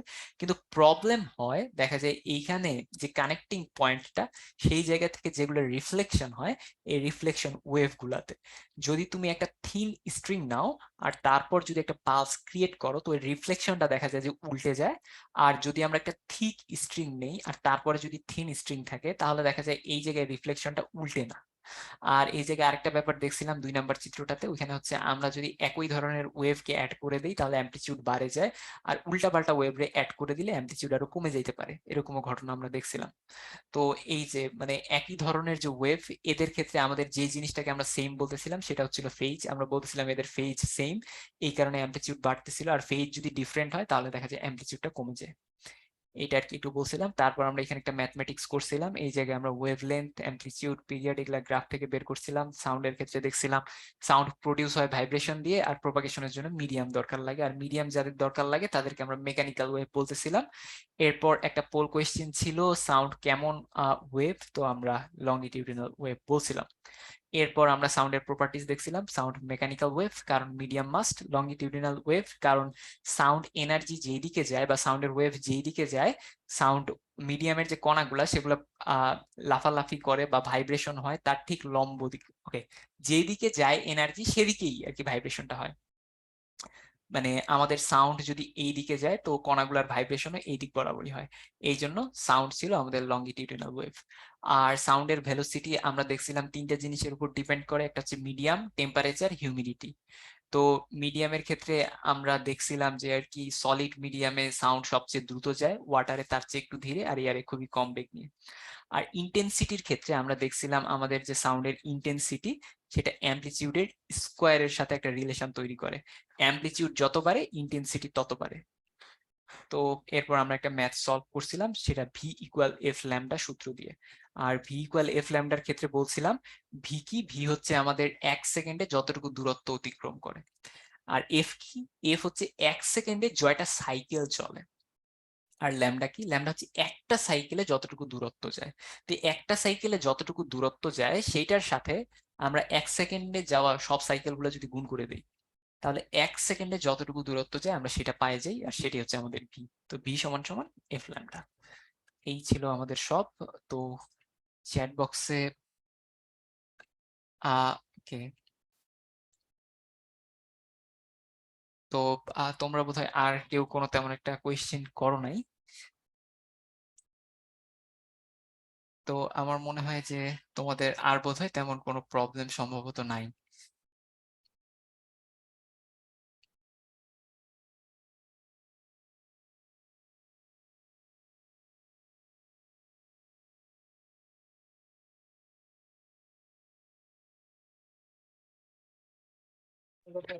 আচ্ছা ভাইয়া, ওদের মনে হয় আর কোনো কোশ্চেন নাই, তাহলে আমরা শেষ করি আজকে। ঠিক আছে ভাই। ঠিক আছে নম্র ভাই, আপনাকে অসংখ্য ধন্যবাদ সুন্দরভাবে ক্লাসটা শেষ করার জন্য। সেই সাথে স্টুডেন্ট ভাইয়াপুরা তোমাদেরকে অসংখ্য ধন্যবাদ শেষ পর্যন্ত থাকার জন্য। এখন যদি তোমাদের উদ্ভাস রিলেটেড কোনো কোশ্চেন থাকে তোমরা চাইলে চ্যাট বক্সে কোশ্চেন করতে পারো।